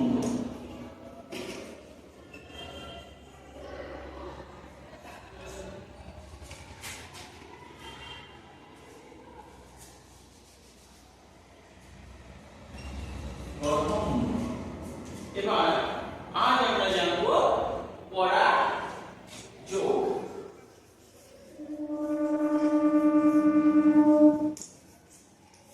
তাহলে পরাগযোগ কাকে বলবো? আমরা জানি যে পরাগধানীর মধ্যে পরাগরেণু উৎপন্ন হয়। এই পরাগধানীতে উৎপন্ন পরাগরেণু যখন গর্ভকেশর চক্রের গর্ভমুণ্ডের মধ্যে স্থানান্তরিত হয়, তখন আমরা তাকে বলবো পলিনেশন বা পরাগযোগ। তাহলে পলিনেশন মানে দেখো খুবই সোজা, কিছু মুখস্থ করার কোনো দরকার নেই। যখন পুংকেশরের পরাগধানীতে উৎপন্ন পরাগরেণু যখন গর্ভকেশর চক্রের গর্ভমুণ্ডের মধ্যে পড়বে, এই প্রক্রিয়াটার নামই হচ্ছে পরাগযোগ। এবার চলো আমরা জেনে নিই যে পরাগযোগ কত প্রকারের হয়। পরাগযোগ প্রধানত দু প্রকারের হয়। পরাগযোগ দু প্রকারের হয়। কি কি? একটা হচ্ছে স্বপরাগযোগ, একটা হচ্ছে ইতর পরাগযোগ। স্বপরাগযোগ এবং ইতর পরাগযোগ।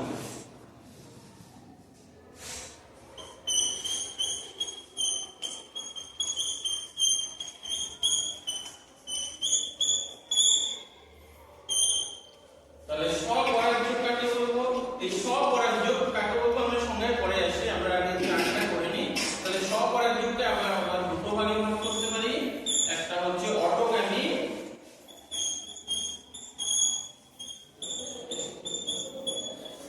আর একটা হচ্ছে গিটেনোগ্যামি।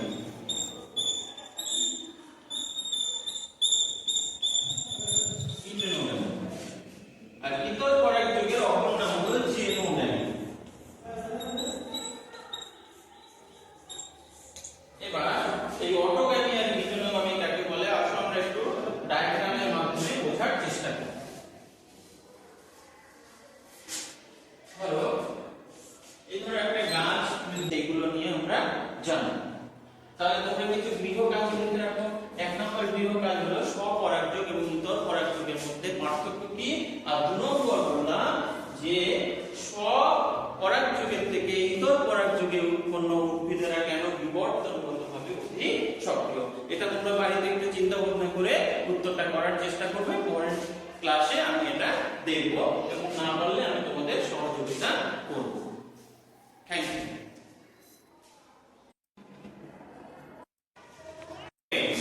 তোমরা কেমন আছো?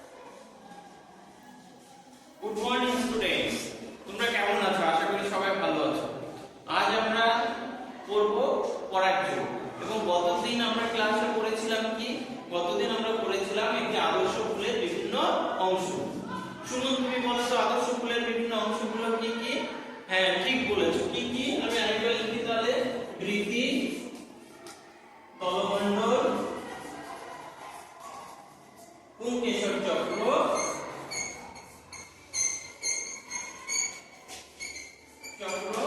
গর্ভকেশর চক্র।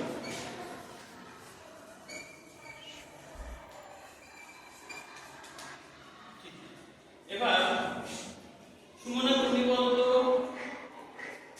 ফুলের যে পুরুষস্তবক তাকে কি বলে? ঠিক বলেছো, ফুলের পুরুষস্তবককে বলে পুংকেশর। চলো আমরা একটা পুংকেশর। শুভেন্দু আছো তো? হ্যাঁ স্যার, আছি স্যার। আচ্ছা আচ্ছা, তুমি একটা স্কুলে পড়াচ্ছ দেখলাম, ঠিক আছে। আচ্ছা আচ্ছা শুভেন্দু বলো, তুমি তো তোমার ভিডিওটা দেখলে, তোমার কি মনে হলো যে কোথায় কি তোমার চেঞ্জ করতে হবে? তোমরা কিন্তু ভিডিওগুলো করবে, করে রেকর্ড করে নিজেরাই তোমরা রেকটিফাই করতে পারবে। বলো। স্যার এটাই আমার ফার্স্ট রেকর্ড, মানে এর আগে আমি কোনো এটা নিয়ে পড়াশোনা সেভাবে করা হয়নি আর অ্যাটেম্পটও নেওয়া হয়নি। হুম হুম তার মধ্যে এটা দেখছি মানে এই লেখা টেখা গুলো আরেকটু কেয়ারফুলি করতে হবে আর কি, বলার সময় আরেকটু স্পিড আপ করতে হবে। হুম হুম হুম। আচ্ছা, আর এটা করতে হবে, ঠিক আছে। আর রেকর্ড করতে গেলে অনেক সময় আমাদের একটু এদিক ওদিক হয়, মানে ঠিক মতো অ্যাকচুয়ালি কেউ ছিল না আর কি, আমি কোনো মতে ওই ফোনটা রেখে দিয়েই একাই করেছিলাম, সেই জন্য আর কি ওই অ্যাঙ্গেল গুলো আর কি ঠিকঠাক ভাবে হয়নি। হ্যাঁ হ্যাঁ, তাও ঠিক আছে, ঠিক আছে। এবার তোমাকে বলি যে শুভেন্দু, তুমি দেখো তুমি ফোকাস করছো কোথায়, যে পরাগ সংযোগ, তাই তো?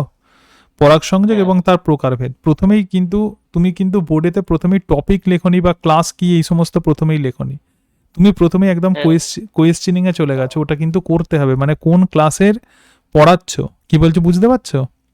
বুঝতে পারছি। হ্যাঁ, একদম কোন ক্লাসে পড়াচ্ছ, যে আজকে ক্লাস 11 এবং তার সঙ্গে সঙ্গে প্রথমে বিষয়টা লিখলে যে জীবন বিজ্ঞান, তারপরে যে ক্লাস 11 এবং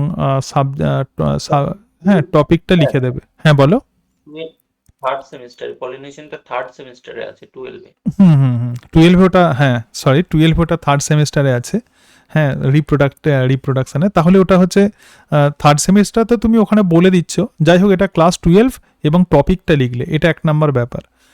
তারপরে হচ্ছে যে ফুলের যে বিভিন্ন অংশ ইত্যাদি, এগুলো তুমি যে প্রশ্ন করছো, ওখানে 2টো প্রশ্ন করেছো, ওখানে 2টো প্রশ্ন করার দরকার নেই। আমার মনে হয় সময়টাকে সেভ করার জন্য একটা প্রশ্ন করবে। আচ্ছা, তোমরা কি কেউ বলতে পারবে যে পুংকেশর চক্র এবং গর্ভকেশর চক্রের কাজ কি?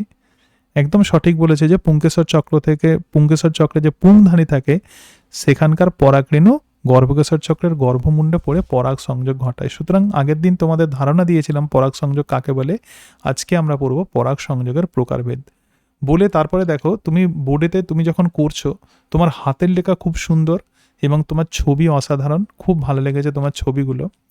কিন্তু ঘটনা হচ্ছে যে তুমি যখন করছো আর কি, লিখছো যখন, একদিকে চার্ট লিখছো আর একদিকে ছবি আঁকছো। তো আমার যেটা সাজেশন, তুমি পরাগ সংযোগ করলে, পরাগ সংযোগের আগে ছবি এঁকে নাও। যে তোমরা বললে যে পরাগধানী, শুধুমাত্র পরাগধানীর ছবি আঁকো আর গর্ভমুণ্ডের ছবি আঁকো, তাহলে পরাগধানী থেকে পরাগ রেণু গর্ভমুণ্ডে পড়লে, এটাই পরাগ সংযোগ। এবার আমরা দেখবো স্বপরাগযোগ আর ইতর পরাগযোগ। তাহলে স্বপরাগযোগ যখন তুমি লিখছো, স্বপরাগযোগ কাকে বলে? কাকে বলছে? একই গাছের মধ্যে পড়ছে, ঠিক আছে। তাহলে স্বপরাগযোগের 2টো টাইপ আগে লিখে নিলে, তার নিচে এবার ছবিটা আঁকো। আমি কি বলছি বোঝাতে পারছি? ছকের নিচে ছবিটা আঁকো, এবং যখনই ওটা বলে দিচ্ছ কোন গাছে দেখা যায়, এই গাছে, এবং এটা কোন গাছে দেখা যাচ্ছে, এই গাছ। তারপরে ইতর পরাগযোগ বলে জেনোগামী, ওই জেনোগামীর নিচে ছবিটা আঁকো। আলাদা করে ছক লিখে তারপরে তার সাইডে ছবি আঁকার দরকার নেই। শুধু বোর্ড ওয়ার্কে আমার মনে হলো যে এইটুকু করলেই হবে, আর তোমার গলার ভয়েস, তোমাদের হাতের লেখা, তোমার ছবি, তোমার সব কিছু ভালো, এবং তুমি যে এক্সপিরিয়েন্সড মোটামুটি এটা হচ্ছে বোঝা গেছে। এইটুকু করলেই তোমার টাইমটাও যেমন দাঁড়িয়ে যাবে, তার সঙ্গে সঙ্গে তোমার মানে টোটাল বিষয়টা কিন্তু অনেকটা ভালো হবে। এবার তোমাদের আমার স্বীকার করতে বাধা নেই যে আমি শুনছিলাম মানে করতে করতে কিছু অংশ হয়তো মনে ছিল না আমার, কিন্তু শুভেন্দু আমাকে আবার মনে করিয়ে দিল যে গিটোনোগ্যামি কাকে বলে, জেনোগ্যামি কাকে বলে, অটোগ্যামি কাকে বলে। ঠিক আছে, সুতরাং এইটা করলেই তুমি জাস্ট ছকের মানে সেটা আমার খুব ভালো লেগেছে, তোমার বোঝানোটা ভালো লেগেছে। হ্যাঁ, এবং ছকের নিচে শুধুমাত্র ছবিগুলো এঁকে দেবে, এইটুকুই আমার ল্যাকুনা মনে হয়েছে। বুঝতে পেরেছো? আর উদাহরণগুলো যে দিয়েছো এটা খুব ভালো, তুমি উদাহরণ দিয়েছো। ঠিক আছে। কিভাবে একটু স্কেমেটিক করতে হবে, আমার আর প্রিপারেশন তো আগে একদমই নিইনি সেই জন্য।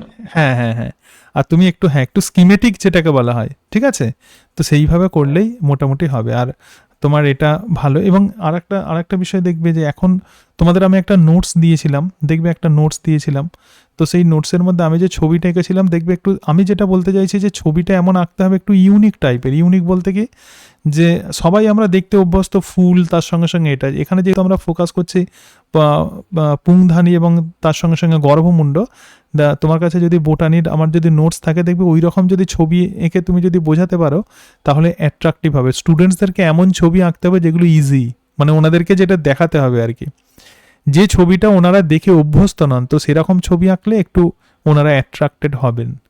কি বললাম বোঝাতে পারছি?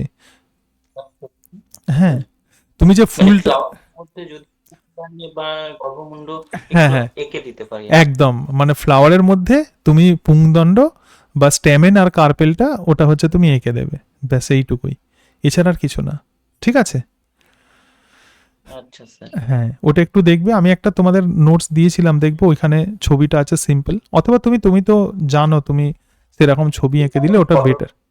হ্যাঁ, ওটা বেটার। আমি তখন নোট আর কি, তখন আমি আপনার ক্লাসের ব্যাপারটা আর কি আগে আমার জানা ছিল না আর কি। আচ্ছা, যাই হোক, ঠিক আছে, তুমি সেইভাবে তোমার আঁকলেও হবে। হ্যাঁ, আমি তোমাকে একটু দেখাচ্ছি, দাঁড়াও। ঠিক আছে। থাকে বড় যে সেই হয় হেড, তাহলে তোমার হচ্ছে দাদু, ঠিকই বলেছো। তাহলে এই যে বাবা বা দাদু এনারা কি হচ্ছে আমাদের বাড়ির প্রধান, তাহলে আমাদের বাড়ির সমস্ত যাবতীয় কার্যকলাপ এনারা নিয়ন্ত্রণ করে।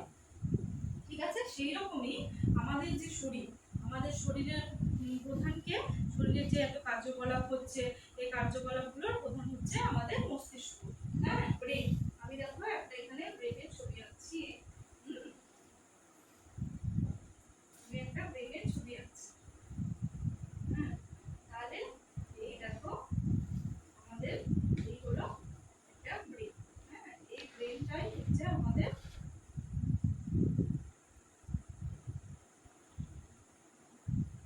শরীরের প্রধান অংশ। ঠিক আছে, ব্রেনটাই। তেমনই আমাদের কোষ, শরীরের মধ্যে যে কোষ রয়েছে সেই কোষের মধ্যে এমন কিছু অঙ্গাণু রয়েছে। আগের দিন তোমাদের ক্লাস করানো হয়েছে কোষ সম্পর্কে, কোষের একটা প্রাথমিক ধারণা পেয়েছো তোমরা, এবং তোমরা জেনেছো যে কোষের মধ্যে অনেক কোষের অঙ্গাণু থাকে। তাহলে কোষের মধ্যে কিন্তু এমন একটা স্পেশাল কোষের অঙ্গাণু রয়েছে যে কোষের যাবতীয় শারীরিক কার্যকলাপ নিয়ন্ত্রণ করে। আচ্ছা রমা, তুমি কি বলতে পারবে যে এই স্পেশাল কোষীয় অঙ্গাণুটাকে কি বলে? ঠিক বলেছো, এটাকে নিউক্লিয়াস বলে। এটাকে নিউক্লিয়াস বলে। আর তাহলে এই নিউক্লিয়াসকে আমরা কিন্তু কি বলতে পারি না, এই নিউক্লিয়াসকে আমরা কোষের মস্তিষ্ক বলতে পারি।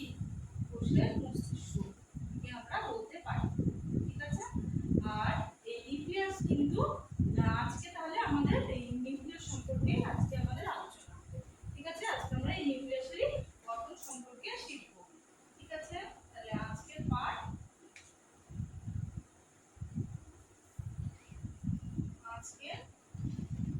হলো নিউক্লিয়াসের গঠন। হ্যাঁ, তোমরাও কিন্তু সকলে তোমাদের খাতা পেন বের করতে হবে। ঠিক আছে, আমরা আজকে এই নিউক্লিয়াসের একটা চিত্র আঁকবো এবং তার গঠন সম্পর্কে জানবো। আচ্ছা, তোমরা কি কেউ বলতে পারবে যে এই নিউক্লিয়াসটা কি আবিষ্কার করেছিলেন? জানো না? ঠিক আছে, আমি বলে দিচ্ছি, বিজ্ঞানী রবার্ট ব্রাউন। হ্যাঁ, বিজ্ঞানী রবার্ট ব্রাউন চাপতে এই নিউক্লিয়াসটিকে প্রথম আবিষ্কার করে। ঠিক আছে, এবার আমার সাথে সাথে তোমরাও নিউক্লিয়াসের একটা ছবি আঁকো। সুন্দর করে। এই যে নিউক্লিয়াস, এই নিউক্লিয়াসকে কিন্তু আমাদের নিউক্লিয়াসটা একটা কোষ অঙ্গাণু, এই নিউক্লিয়াসকে আমরা কোষের প্রধান অঙ্গাণু হিসেবে বলে থাকি, যেহেতু এটা কোষের মস্তিষ্ক। তো এই নিউক্লিয়াসে আমরা দুটো পর্দা দেখতে পাই। এই দেখো আমি ডবল লাইন আঁকছি, মানে এটা দ্বি-একক পর্দা যুক্ত। ঠিক আছে, তোমরাও আঁকো আমার সাথে সাথে।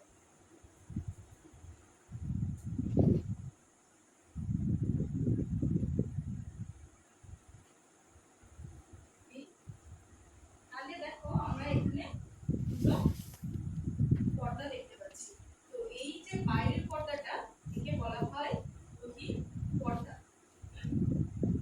আর ভিতরের পর্দাটাকে কি বলে? অন্তঃপর্দা। তাহলে এই যে পর্দা আর অন্তঃপর্দা, এই দুটোকে আমরা একসাথে কি বলতে পারি? নিউক্লিয় পর্দা বলতে পারি। নিউক্লিয় পর্দা। ঠিক আছে, এই নিউক্লিয় পর্দা কিন্তু লাইপোপ্রোটিন নির্মিত হয়। হ্যাঁ, আর এই নিউক্লিয় পর্দার মধ্যে একটি স্থান থাকে, এই স্থানটিকে বলা হয় পেরি নিউক্লিয়ার সিস্টার্নি। ঠিক আছে, এটা আমি আর লিখছি না, পেরি নিউক্লিয়ার সিস্টার্নি তোমাদের বই দেখবে। আর এই যে নিউক্লিয় পর্দা, এই যে পুরো নিউক্লিয়াস দেখতে পাচ্ছ বাইরের অংশটা, এর ভিতরে অর্ধস্বচ্ছ তরল, আমরা স্বচ্ছ কলোইডীয় তরল দেখতে পাই। হ্যাঁ, এই স্বচ্ছ কলোইডীয় তরলকে কি বলে? না নিউক্লিয় প্লাজম বলা হয়। নিউক্লিয় গায়েও কিন্তু আমরা ছোট ছোট এরকম পুঁতির মতো দানা দেখতে পাই। এই পুঁতির মতো দানাগুলোকে কি বলা হয়? এই রাইবোসোম বলা হয়। ঠিক আছে, এই দানাগুলো কিন্তু আমরা নিউক্লিয়াসের গায়েও দেখতে পাই। এই দানাগুলোকে রাইবোসোম বলা হয়।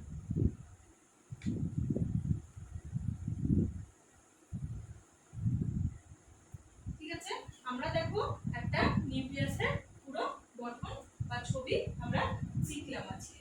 ঠিক আছে, তাহলে তোমরা দেখতে পেলে যে নিউক্লিয়াসের প্রধান কিন্তু চারটি অংশ থাকছে। কি? নিউক্লিয় পর্দা, নিউক্লিয় প্লাজম, নিউক্লিয় জালক এবং নিউক্লিওলাস। ঠিক আছে, এই নিউক্লিওলাস এবং নিউক্লিয়াসের মধ্যে তোমরা গুলিয়ে ফেলবে না, বানানগুলো দেখে নেবে। এবং এই এন্ডোপ্লাজমিক রেটিকুলাম এবং রাইবোসোম সম্পর্কে যে বললাম, যেটা এই নিউক্লিয়াসের সাথে যুক্ত অবস্থায়। কি চেঞ্জ করতে হবে তারপরে আমি বলছি। স্যার আমার মানে ভিডিওটা মানে উল্টো হয়ে গেছে লেখাগুলো, মানে না ওই না, ওটা না, সেটা ফ্রন্ট তো ক্যামেরাতে টেকনিক্যাল এরার, সুন্দর ওটা কোনো হয়েছে। ব্যাপার না। কিন্তু মানে তুমি কি মনে হচ্ছে তোমার কি চেঞ্জ করা দরকার? স্যার সময়টা একটু বেশি হয়ে গেছে, মানে 10 মিনিটের হয়ে গেছে ভিডিওটা, ওইটা একটু কমাতে হবে। হুম আর হুম হুম একটু স্পিডে বলতে হবে। আর আমি হয়তো একটু কথাগুলো বারবার হয়তো রিপিট করছিলাম, হুম সেটা হুম। একটু কমাতে হবে, মানে একই কথা বারবার বলা যাবে না। হ্যাঁ, একই ওইটা আমার কথা। মনে হয়েছে পরে। হ্যাঁ হ্যাঁ, এটা তোমার পরে মনে হয়েছে। এই যে তোমরা রেকর্ড করে আবার একবার দেখবে, তাহলেই বুঝতে পারবে ভুলগুলো। আর একটা বিষয় বলি, তুমি এটা 9-10 এর জন্য করেছো তাই তো বিদিশা? হ্যাঁ স্যার, 9-10 এর জন্য। আচ্ছা, ক্লাস 9-10 এর জন্য করেছো। আচ্ছা, তুমি প্রথমে একটা বলি যে যখনই স্টার্টিং করছো তুমি জিজ্ঞেস করছো যে তোমাদের শ্রেণী নবম, তাই তো? আরে ওরা তো 9-এই পড়ে, এটা বলা যাবে না, প্রথম কথা। ঠিক আছে? আচ্ছা ঠিক আছে হ্যাঁ, হ্যাঁ। এরকম প্রশ্ন মানে আজকের ডেট এইটা, তাই তো? এইগুলো হচ্ছে বলা যাবে না। ঠিক আছে, ডেট লেখার তুমি সময় পাবে না, সুতরাং ক্লাস 9 এটা লিখবে। টপিকটা একদম, আচ্ছা আর একটা বললি যে টপিকটা তুমি কিন্তু তোমাকে প্রথমেই লিখতে হবে। আজকে আমরা পড়বো নিউক্লিয়াসের গঠন। ঠিক আছে? আচ্ছা, হ্যাঁ। বলে তারপরে তুমি এই যে নিউক্লিয়াস বলছো, তুমি ব্রেন বলছো, তো ব্রেনের এটা ঠিক আছে, ওটা পরে আসবে। তার আগে বলবে যে এরপরে প্রশ্নতে চলে যাবে। আমরা যখনই কোনো পড়ানো যখনই করা হয়, তো প্রথমেই কোয়েশ্চেনিং দিয়ে প্রথমে শুরু করে, মানে পূর্ব জ্ঞান যেটাকে যাচাই করে বলে। আচ্ছা, তোমরা তো আগের দিন তোমাদের পড়িয়েছিলাম প্রোক্যারিওটিক এবং ইউক্যারিওটিক কোষ। প্রোক্যারিওটিক আর ইউক্যারিওটিক কোষের মূল পার্থক্য বলতে পারবে? একদম সঠিক বলেছো, প্রোক্যারিওটিক কোষে নিউক্লিয়াস থাকে না, কিন্তু ইউক্যারিওটিক কোষে নিউক্লিয়াস থাকে। তাহলে তোমরা তো জানো যে নিউক্লিয়াস একটা ইউক্যারিওটিক কোষে অত্যন্ত গুরুত্বপূর্ণ অংশ।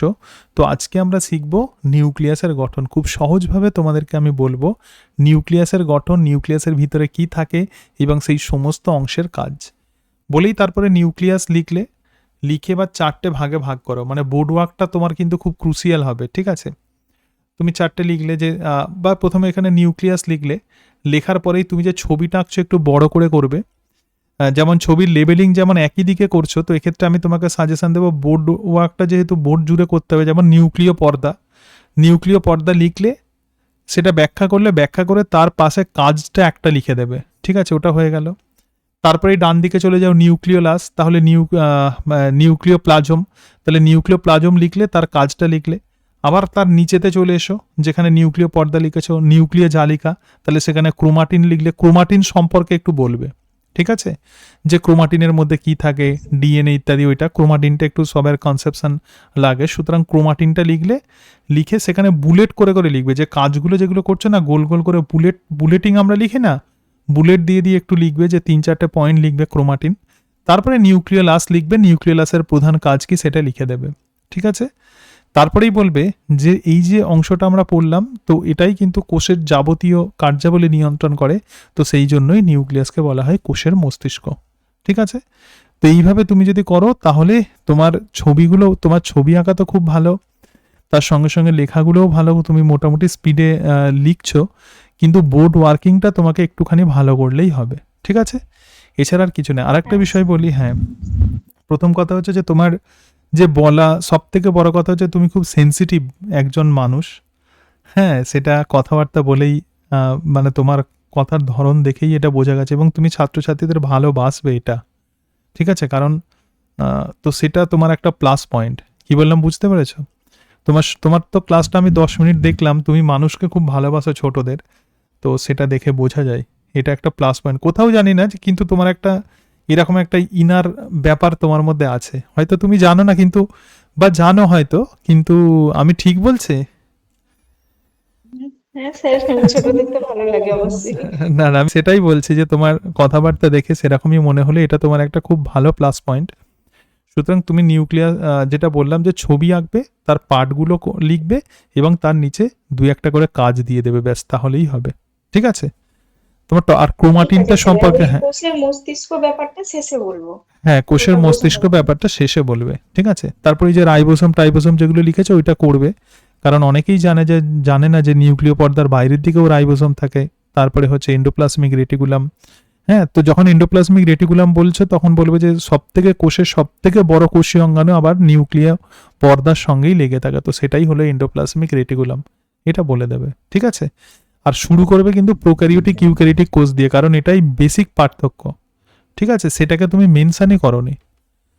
মানে ওই পূর্ব পাঠের আলোচনা ওইটা পূর্ব পাঠের আলোচনায় ওটা করবে, ঠিক আছে, তাহলেই হবে। আর তুমি তো ভালোভাবে খুব পোলাইটলি তুমি বুঝিয়েছো, হ্যাঁ, তো সেক্ষেত্রে সেখানে আমার কিছু বলার নেই, ঠিক আছে। এইগুলো একটুখানি, থ্যাংক ইউ স্যার। হ্যাঁ, থ্যাংক ইউ, ভালো থেকো। আচ্ছা, আর কে আছো বলো, তারপর শুভেন্দুরটা বলি আমি। আর কেউ আছো, মানে এরকম কেউ আছো ভিডিও পাঠিয়েছো অথচ আমি তোমাদের মানে অ্যানালাইসিস করিনি, এরকম কেউ আছো? এরপরে তোমরা অ্যানালাইসিস করবে এবং তার সঙ্গে সঙ্গে ভালো করে দেখবে, মানে তোমরা ভিডিও করে নেবে।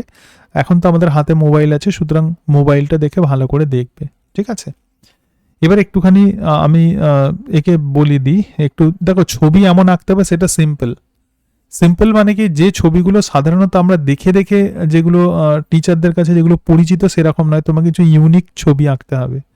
যেমন এখন পিডব্লিউ ফিজিক্সওয়ালা এখন কেন এত তারা মানে উঠেছে, এর কারণটা হচ্ছে এটাই যে তাদের পড়ানো স্টাইলটা ইউনিক। তারা যে টিচার যারা পড়াচ্ছেন, তারা যে কন্টেন্টগুলো দিচ্ছে সেগুলো ইউনিক, অনেক সহজ। এখন যে ব্যাপারটা চলে এসেছে সেটা হচ্ছে সিম্পল ডায়াগ্রামের সাহায্যে বোঝানো। এখন যে সেই ক্রিটিক্যাল বা ট্র্যাডিশনাল ডায়াগ্রাম নয়, বোঝাচ্ছ তুমি যখন ক্লাসে, সিম্পল ডায়াগ্রামের সাহায্যে তোমাকে বোঝাতে হবে।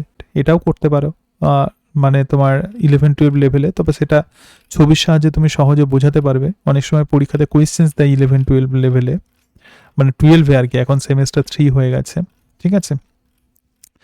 আচ্ছা, একটু আমি এখানে চলে আসি। শুভেন্দু দেখা যাচ্ছে তো?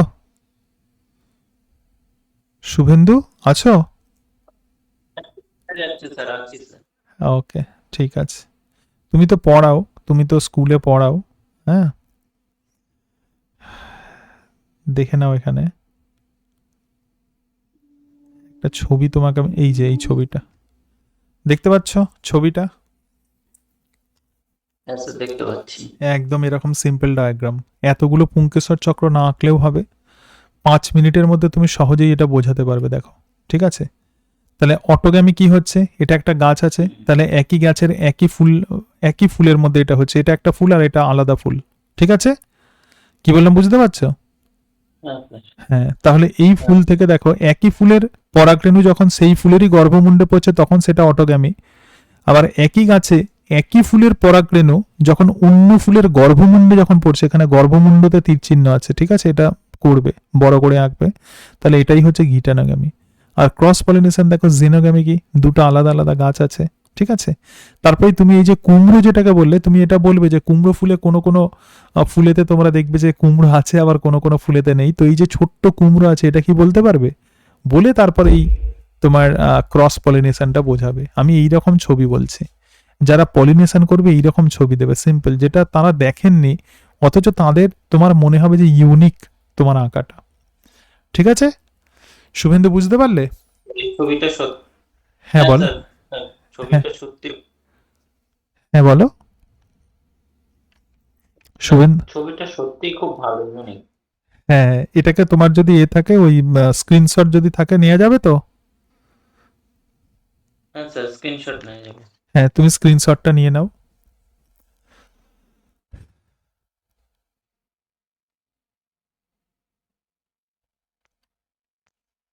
দাঁড়াও, আমি নিয়েছি স্ক্রিনশট।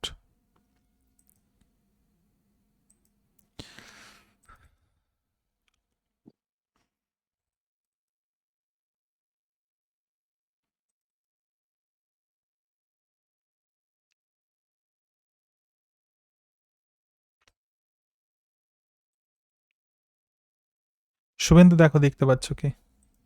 হুম। এরপরে নিজের মতো করে দাঁড়িয়ে আয়নার সামনে প্র্যাকটিস করবে, রেকর্ড করে নেবে, রেকর্ড করে প্র্যাকটিস করবে, তাহলেই হবে, ঠিক আছে? আর বলো, আর কেউ কি বলবে বলো? হ্যাঁ স্যার, আমি ওই তো হ্যাঁ বলো। বলছিলাম হ্যাঁ, যে সুস্মিতা যেটা বলছিলে, যে তুমি যখন নিউক্লিওজোম যখন শুরু করবে, তাই তো? ওটা মানে ইন্টারেস্টিং কিভাবে করব? আমি তো করেছি, আমি মানে একদম মনে হুম, টপিকেই ঢুকে গেছি, একটু আচ্ছা প্রায়র নলেজ দিয়ে মানে ডিসকাস করে আ- টপিকেই মেনলি ঢুকে গেছি। আচ্ছা, তুমি এটা বলবে যে এটা প্রধানত এই ইনফরমেশনটা যে আমরা এটা হচ্ছে বলবে যে যে কোনো জিনিস, যেমন ধরা যাক কিভাবে শুরু করবে, বলবে যে এই যে ক্লাসের এই যে দরজা। হ্যাঁ বলো বলো বলো। ওটা আমার নিজেরই কেমন লাগছে বলতে। কোনটা মানে কোনটা? নিউক্লিওজোম মানে ডিএনএ কিভাবে প্যাকড হচ্ছে, যেহেতু ডিএনএ তো অনেক মানে আণবিক কোষের মধ্যে থাকলেও হুম প্যাকড হচ্ছে, কিন্তু দৈর্ঘ্যটা তো অনেক বেশি। হুম যেমন মানুষের ক্ষেত্রে একটা সেলের মধ্যে যে ক্রোমোজোম থাকে সেটার দৈর্ঘ্য প্রায় 2 মিটার, হুম কিন্তু ওটা আণবিক কোষের মধ্যে কিভাবে মানে প্যাকড হচ্ছে। তো এটার স্টার্টিং আমি ভাবছিলাম যে আমরা তো সবাই দড়ি দেখেছি, হুম এবার দড়ি তো একটা বিশাল লম্বা একটা বস্তু, হুম এবার সেটা আমরা যখন ঘরে রাখি সেইভাবে লম্বা করে তো রেখে দিই না, হুম আমরা হুম কিভাবে রাখি? হুম ওটাকে কি করি? হ্যাঁ ঠিক বলেছো, ওটাকে পেঁচিয়ে নিয়ে ভালো করে কয়েল করে গুছিয়ে নিয়ে হুম রাখি। হুম। তো এইটা একটা ইন্ট্রো আমি ভেবেছি, তো এটা বলাটা কি ঠিক হবে? হ্যাঁ, কেন বলা ঠিক হবে না? ওটা তুমি হতে পারে। তাছাড়া তুমি এটা বলবে যে আজকে আমরা পড়বো নিউক্লিওজোম। নিউক্লিওজোম মানে কি? নিউক্লিওজোম মানেই হচ্ছে এটা যে packaging of DNA into the chromosome and nucleus. সুতরাং যে কোনো জিনিসের প্যাকেটিং করাটা অত্যন্ত গুরুত্বপূর্ণ। যেমন আমরা যখন কোনো জামা যদি আমরা কিনতে যাই, তো আমরা দেখি যে দোকানদার জামাকে একটা প্যাকেটের মধ্যে ঢুকিয়ে দিচ্ছে। এখানেও সেরকম ডিএনএটা, নিউক্লিয়াসকে যদি আমরা প্যাকেট ধরি, তো ডিএনএকে ওই প্যাকেটের মধ্যে ঢোকাতে হবে। কিন্তু যেরকমভাবে জামাকে আমরা ভাঁজ করি, তো সেরকমভাবে ডিএনএকেও ভাঁজ করে ঢোকানো হয়। তো আজকে আমি তোমাদের সঙ্গে আলোচনা করব যে ডিএনএ কিভাবে বিভিন্নভাবে ভাঁজ হয়ে নিউক্লিয়াসের মধ্যে ঢোকে, এবং এই ধারণা প্রথম দিয়েছিলেন বিজ্ঞানী কর্নবার্গ, এবং এটাকেই আমরা বলবো নিউক্লিওজোম, ঠিক আছে? এইভাবে স্টার্ট করবে। কি বললাম বুঝতে পেরেছো? একটা বাস্তব উদাহরণ দিয়ে তোমাকে স্টার্ট করতে হবে, ঠিক ঠিক আছে আছে? স্যার, বুঝে গেছি। আর ঠিক। বলছি, এটা ক্লাস 12 এর সিলেবাসে আছে, হুম তো হুম। সেমেস্টার। 11 থেকে হ্যাঁ বলো। সেমিস্টার মনে পাচ্ছ থ্রি। সেমিস্টার জেনেটিক্স আছে সেমিস্টার 3 তে আছে। সেমিস্টার মেনশন নেই স্যার, শুধু 11 না না, এটা হচ্ছে সেমিস্টার 3 তে আছে রিপ্রোডাক্টিভ বায়োলজি, তাই তো শুভেন্দু? রিপ্রোডাক্টিভ বায়োলজি আর জেনেটিক্স। জেনেটিক্স হ্যাঁ সেমিস্টার 3 তে আছে, সেমিস্টার 4 এ আছে তোমার কোথায়, মানে আমি একটা করছি বারবার একই সিলেবাস পাচ্ছি, ইয়ে দিয়ে কি যেন সেমিস্টার দিয়ে তো পাচ্ছি না তোমাদের আমি সিলেবাসটা পাঠিয়েছিলাম তো। সিলেবাসটা। আমি তো করি আপনার যে সমস্ত কন্টেন্ট। ঠিক আছে দাঁড়া, আমি সিলেবাসটা আমি ছবি তুলে পাঠিয়ে দেবো তোমাদের, সেমিস্টার 1 2 3 4, আর তোমরা প্র্যাকটিক্যালটা বলেছিল ওটা পাঠিয়ে দেবো, ঠিক আছে? আর 11 এর জন্য 11 এর দাঁড়া আমি আগে লিখে জন্য- রাখি, 1 মিনিট। শুভেন্দুকে ওইটা পাঠাতে হবে, শুভেন্দুকে ছবি আর তোমাদের সিলেবাস। হ্যাঁ বলো, 11 এর জন্য কি বলছো বলো। এটা তো হ্যাঁ 12 এ বললাম। আর বইয়ে দেখছি দুটো ক্লাসের বইই রয়েছে, 11 এর বইও রয়েছে 12 এর বইও রয়েছে, সিলেবাসে আলাদা করে আছে, কিন্তু দুটো বইই আছে দেখছি, তাই জন্য একটু কনফিউজ ছিলাম যে না ওটা এখন হচ্ছে সেমিস্টার 3 তে আছে, আর রিপ্রোডাক্টিভ বায়োলজি আর জেনেটিক্স আর ইভলিউশন এটা সেমিস্টার 3, আর সেমিস্টার 4 এ আছে তোমার ওই যে হেলথ অ্যান্ড ডিজিজ, তারপরে হচ্ছে ওইগুলো, আর হচ্ছে ইকোলজি পোর্শন সেমিস্টার 4 এ আছে, ওগুলো সেমিস্টার 4 এ আছে। তোমার যেটা নিউক্লিওজম আছে এটা সেমিস্টার 3 তে আছে 12 এর, ঠিক আছে? আচ্ছা হ্যাঁ। আর 11 এর যদি কোনো টপিক চুজ করি, আমি ভেবেছিলাম ওই যে ফ্লাওয়ার ইজ এ মডিফাইড। সেটা সেই জন্যই তো বলছি, যেমন ধরো নিউক্লিওজম বলছে, নিউক্লিওজমটা সহজেই তুমি ডিএনএ র্যাপিং ডিএনএ ইত্যাদি এটা করে দিলে, বিটস অন স্ট্রিং স্ট্রাকচার আর লেভেলটা বলে দিলে, ঠিক আছে? তো সেরকম যে যেমন তুমি যেমন করেছো যে টপিকটা ছোট টপিক, ওইটা যেমন ভালো আছে। তারপরে হচ্ছে সুস্মিতাকে যেটা বলছি যে বীজের গঠন, একটা বীজের মধ্যে জাস্ট কি আছে সেটাকে তুমি শুধু বলে দিয়ে আসো, ঠিক আছে? আচ্ছা আচ্ছা। সেইভাবে করো, মোটামুটি ওনারা 5 মিনিট সময় দিচ্ছেন। মনোকট ডাইকট ওই পর্যন্ত টানবো, এইটুকু তো। তুমি শুধু বলবে একটা বীজের গঠন, তাহলে বীজের গঠনে একটা ছোলা বীজের গঠন তুমি শুধু বলবে, ঠিক আছে? বলে শুধু মনোকটে শুধুমাত্র তোমার ওই যে স্কুটেলামটা একটুখানি শুধু বলে দেবে, ব্যাস, আর কিছু নয়। স্যার ছোলা বীজটা মনে হয় দ্বিবীজপত্রীর মধ্যে পড়বে হ্যাঁ। বলছেন, ভুট্টাটা একবীজপত্রী। না ভুট্টাটাই সেটা বলছি যে দ্বিবীজপত্রী ছোলা বীজটা তুমি বললে, বলার পরে ভুট্টার একবীজপত্রীর মধ্যে শুধুমাত্র স্কুটেলামটা বলে দেবে। হ্যাঁ হ্যাঁ ছবিও তো আঁকতে হবে। হ্যাঁ, ছোলা বীজের ছবিটা আঁকবে। আর মনোকটে ছবিটাও তো আঁকবো। মনোকটে শুধু একটা গোল করে ছবি এঁকে ওখানে যে স্কুটেলাম যেটা আছে শুধু বর্মের মতো ওটা করে দেবে, ব্যাস, আর কিছু নয়। অথবা না করলেও হবে, শুধু ছোলা বীজের গঠনটা করলেও তোমার হবে, কারণ ওখানে অনেক কিছু বলার আছে। বীজের গঠনটা 11 আছে? হ্যাঁ ওটা 11 এ আছে, মরফোলজি পোর্শনে আছে, ঠিক আছে? বুঝতে পেরেছি। এটা করতে পারো এটা। হ্যাঁ বলো। স্যার বলছি ওই আউটলাইনে প্রোটিনের প্রাইমারি সেকেন্ডারি স্ট্রাকচার যেগুলো, ওইগুলো কি আউটলাইন করে কি টাচ করে যাওয়া যায়? হ্যাঁ, প্রোটিনের তুমি গঠন এইভাবে তুমি স্টার্ট করবে যে আমরা প্রত্যেকেই জানি, তুমি বলবে যে আমরা তো হাড় বড়ি, ঠিক আছে? এই যে হাড় পড়ি, হাড়টাকে যদি আমরা খুলে দিই, প্রোটিনও ঠিক এরকমভাবে ফোল্ডিং হয়ে যায়। সুতরাং কিভাবে প্রোটিন এইভাবে ফোল্ডিং হচ্ছে, তো এগুলোই হচ্ছে আজকে আমরা যেটা পড়বো, সেটা হচ্ছে প্রোটিনের লেভেল অফ প্রোটিন স্ট্রাকচার। আমরা প্রত্যেকেই জানি যে প্রোটিন অ্যামাইনো অ্যাসিড দিয়ে তৈরি, তো অ্যামাইনো অ্যাসিডগুলো পেপটাইড বন্ড দিয়ে যুক্ত একটা পলিপেপটাইড চেইন তৈরি করে। এখন এই পলিপেপটাইড চেনগুলো এই যে ফোল্ডেড হয়ে যায়, তো সেগুলোই আমরা পড়বো যে কিভাবে একটা পলিপেপটাইড চেন ফোল্ডিং হয়ে একটা প্রোটিন তৈরি করে, সেটাই আজকে আমরা আলোচনা করব। যেমন আমরা যে হাড় পড়ি, হাড়টাকে আমরা ফোল্ড করে আমরা হাতের মধ্যে ধরতে পারি, তো এখানেও সেরকম। তো প্রথম যেটা আছে যে পলিপেপটাইড চেন অ্যামাইনো অ্যাসিড দিয়ে করে দিলে, এটা হচ্ছে প্রাইমারি লেভেল। এরপরে প্রোটিন ফোল্ডিং হয়ে দুরকম স্ট্রাকচার তৈরি করে, তাকে বলে সেকেন্ডারি লেভেল, যেমন হচ্ছে আলফা হেলিক্স আর বিটা সিট। এটা শুধু উদাহরণ দিয়ে দেবে, alpha helix beta sheet. Alpha হেলিক্সের হালকা ছবি আঁকবে, বিটা সিটের ছবি আঁকলে। এরপর প্রোটিন আবার আরও পেঁচিয়ে যায়, মানে আরও তার ফোল্ডিং হয়, এবং তার ফলে যেটা তৈরি হয় সেটা টার্সিয়ারি স্ট্রাকচার। তো টার্সিয়ারি স্ট্রাকচার ফর্মেই যখন হয়, তখনই সে কিন্তু আসল প্রোটিন হিসাবে কাজ করে, ফাংশনাল প্রোটিন। এছাড়া কোনো প্রোটিনে একাধিক পলিপেপটাইড চেন থাকে, যেমন হিমোগ্লোবিন, কোয়াটার্নারি স্ট্রাকচার, ব্যাস হয়ে গেল। সিম্পল ছবির সাহায্যে বলে দিতে পারবে লেভেল অফ প্রোটিন স্ট্রাকচার। হ্যাঁ ঠিক স্যার, আছে। আমি এবার ঠিক করেছি স্যার, যদি 11 থেকে কোনো টপিক করতে বলে তখন তাহলে আমি প্রোটিন লেভেল অফ প্রোটিন স্ট্রাকচারটাই করবো। হ্যাঁ, লেভেল অফ প্রোটিন স্ট্রাকচারটা যেভাবে ছবিগুলো বললাম জাস্ট ওইভাবে করে দেবে, কিন্তু ছবি দিতে হবে, আমি বারবার বলছি। তোমাদের যে ডেমো হবে সেখানে ছবি কথা বলবে, ঠিক আছে? হ্যাঁ স্যার। ছবি হ্যাঁ স্যার। ছবি ভালোভাবে দেবে। হয়েছে? আর বলো, আর কি বলছো বলো।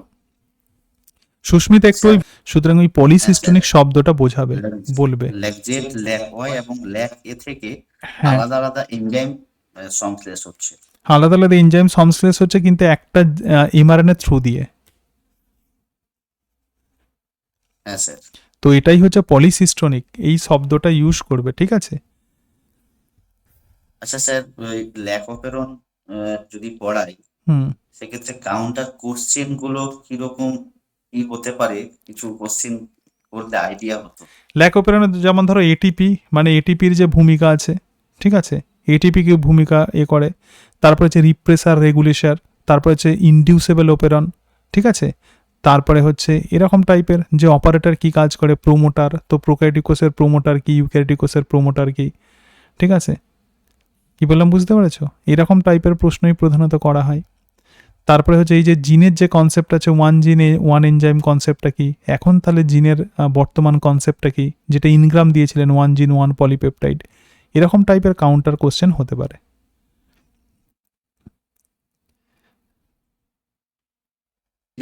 রেপ্লিকেশন, ট্রান্সক্রিপশন, ট্রান্সলেশন এগুলো কি প্রসঙ্গ হিসেবে আসতে পারে? ওগুলো অত প্রসঙ্গ হিসাবে আসবে না। এবার তুমি যদি পলিসিস্টনিক এমআরএনএ যদি বলো, তখন সিস্টনটা বলবে। এবার দেখো, প্রশ্ন তো প্রধানত ওনাদের মর্জি মতো করবেন, তবে রেপ্লিকেশন, ট্রান্সক্রিপশন, ট্রান্সলেশনের সঙ্গে এটা তো সেরকম কোনো রিলেশন নেই ডিরেক্ট। তো সেই জন্য ইনডিউসেবল অপেরন, রিপ্রেসেবল অপেরন, তার সঙ্গে সঙ্গে মানে ল্যাকটোজ, এই যে বললাম যে পলিসিস্টনিক এমআরএনএ, এরকম টাইপের প্রশ্ন আসতে পারে। পলিসিস্টনিক এমআরএনএ তো অবভিয়াসলি আসবে ল্যাকটোজ অপেরনের প্রশ্নতে, ঠিক আছে। Okay sir, thank you. Transcription, ট্রান্সলেশনের সঙ্গে এগুলোর অতটা রিলেশন সেরকম নেই। হ্যাঁ স্যার, এই যে রেগুলেশন, অপেরনে তো রেগুলেশন হয়, তো হুম। রেগুলেশনটা তো মেইনলি ট্রান্সক্রিপশনাল লেভেলেই হয়। হ্যাঁ, ট্রান্সক্রিপশনাল লেভেলে হয়, সেই জন্য ট্রান্সক্রিপশন থেকে তোমাকে কি বললাম যে ট্রান্সলেশনের পলিসিস্টনিক এমআরএনএর কনসেপ্টটা আসবে। হ্যাঁ, ঠিক আছে, আচ্ছা স্যার। ওইটাই মেনলি আসবে। হুম। তবে একটু positive regulation, negative regulation, lactose প্রেজেন্সে কি হচ্ছে, অ্যাবসেন্সে কি হচ্ছে, এগুলো সব জেনে যাবে। প্রোমোটার সম্পর্কে জেনে যাবে, প্রোমোটার সম্পর্কে জেনে যাবে, যেহেতু প্রোমোটার আছে, ঠিক আছে। আরএনএ পলিমারেজ একটু জেনে যাবে, যেহেতু আরএনএ পলিমারেজ মুভ করছে, এই রকম আর কি, ঠিক আছে। স্যার, সিলেবাসে তো শুধু ল্যাক অপেরন আছে, তো ওই অন্যান্য যে অপেরন, যেমন ট্রিপ্টোফ্যান অপেরন বা অ্যারাবিনোজ, এগুলো না কি না, এগুলো একটুখানি জানার ভুলে দরকার, যাওয়ার ব্যাপার আছে?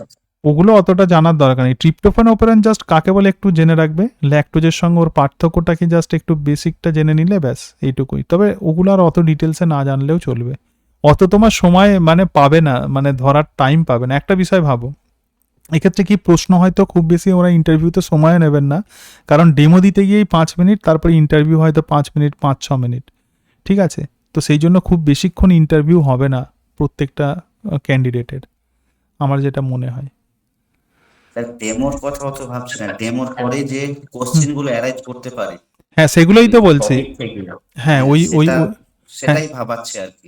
হ্যাঁ, ওই প্রশ্নগুলোই বলছি, ঠিক আছে।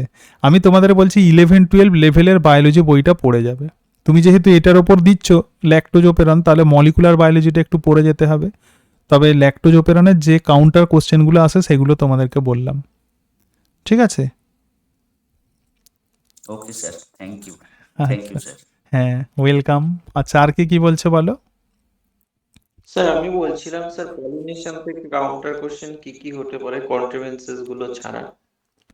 পলিনেশন থেকে যেমন বিভিন্ন রকমের মানে পলিনেটিং যে এজেন্টগুলো আছে, তো সেগুলো থেকে প্রশ্ন হতে পারে, ঠিক আছে। হ্যাঁ, বিভিন্ন পলিনেশনের যে এজেন্টগুলো আছে এইগুলো একটু পড়ে যাবে।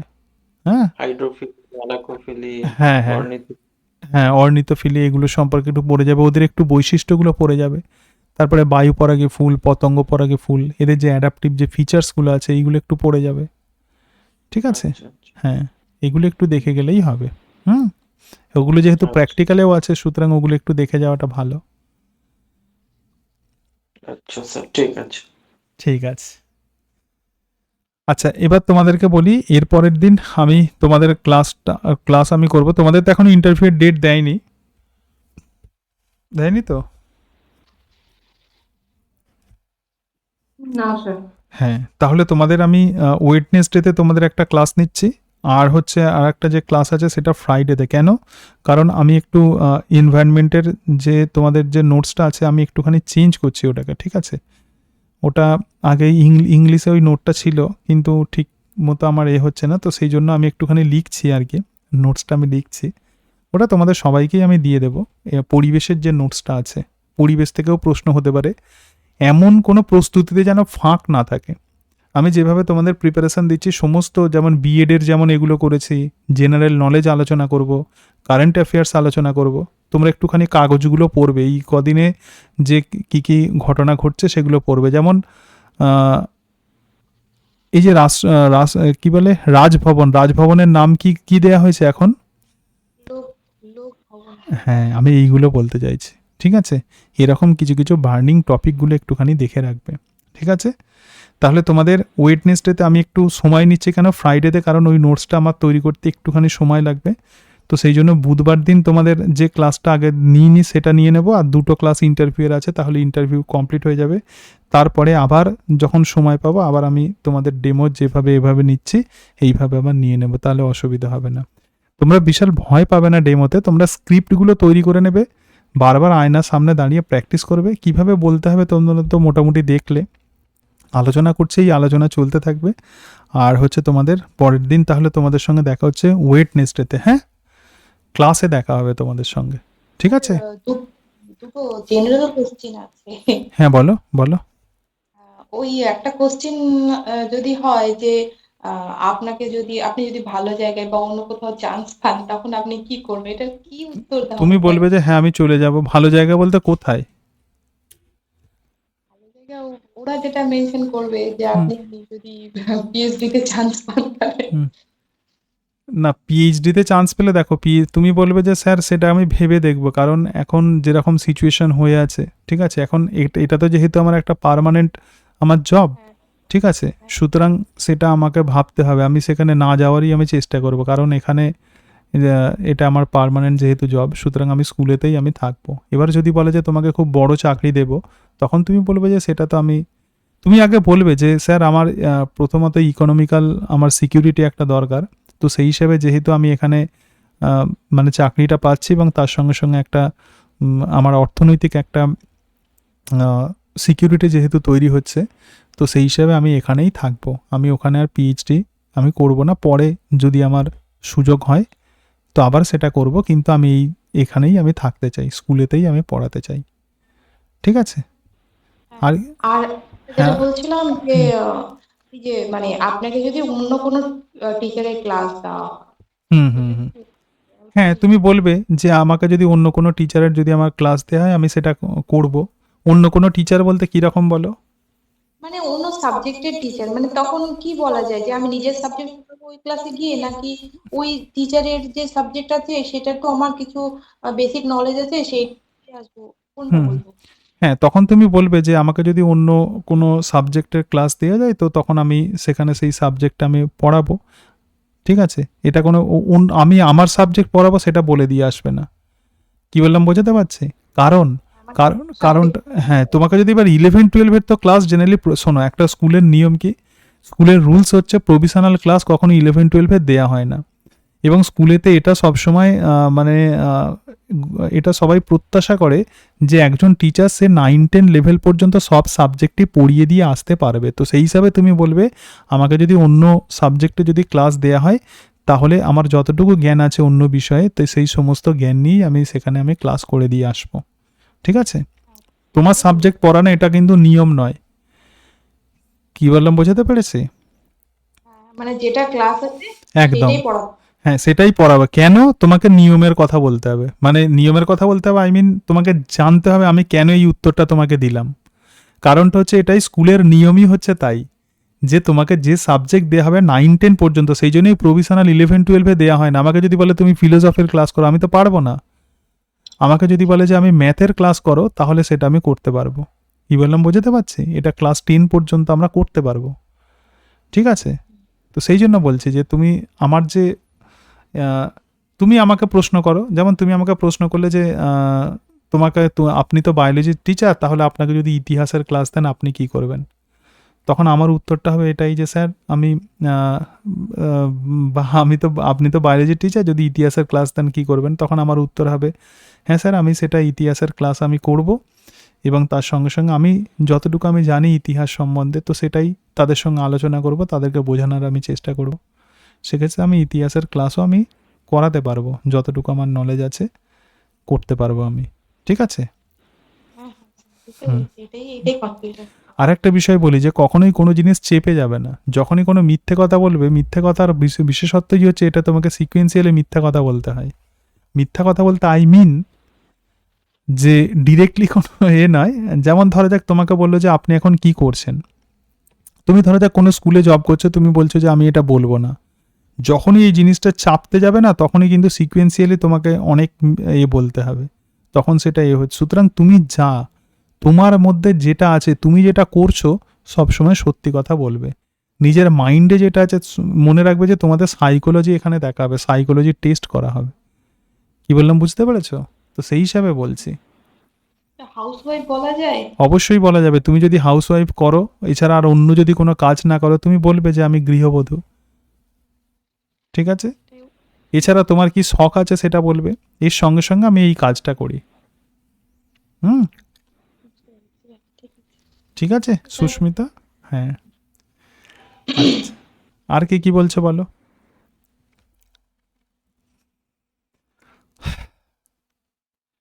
ঠিক আছে, তাহলে তোমাদের সঙ্গে আবার বুধবার দিন দেখা হচ্ছে।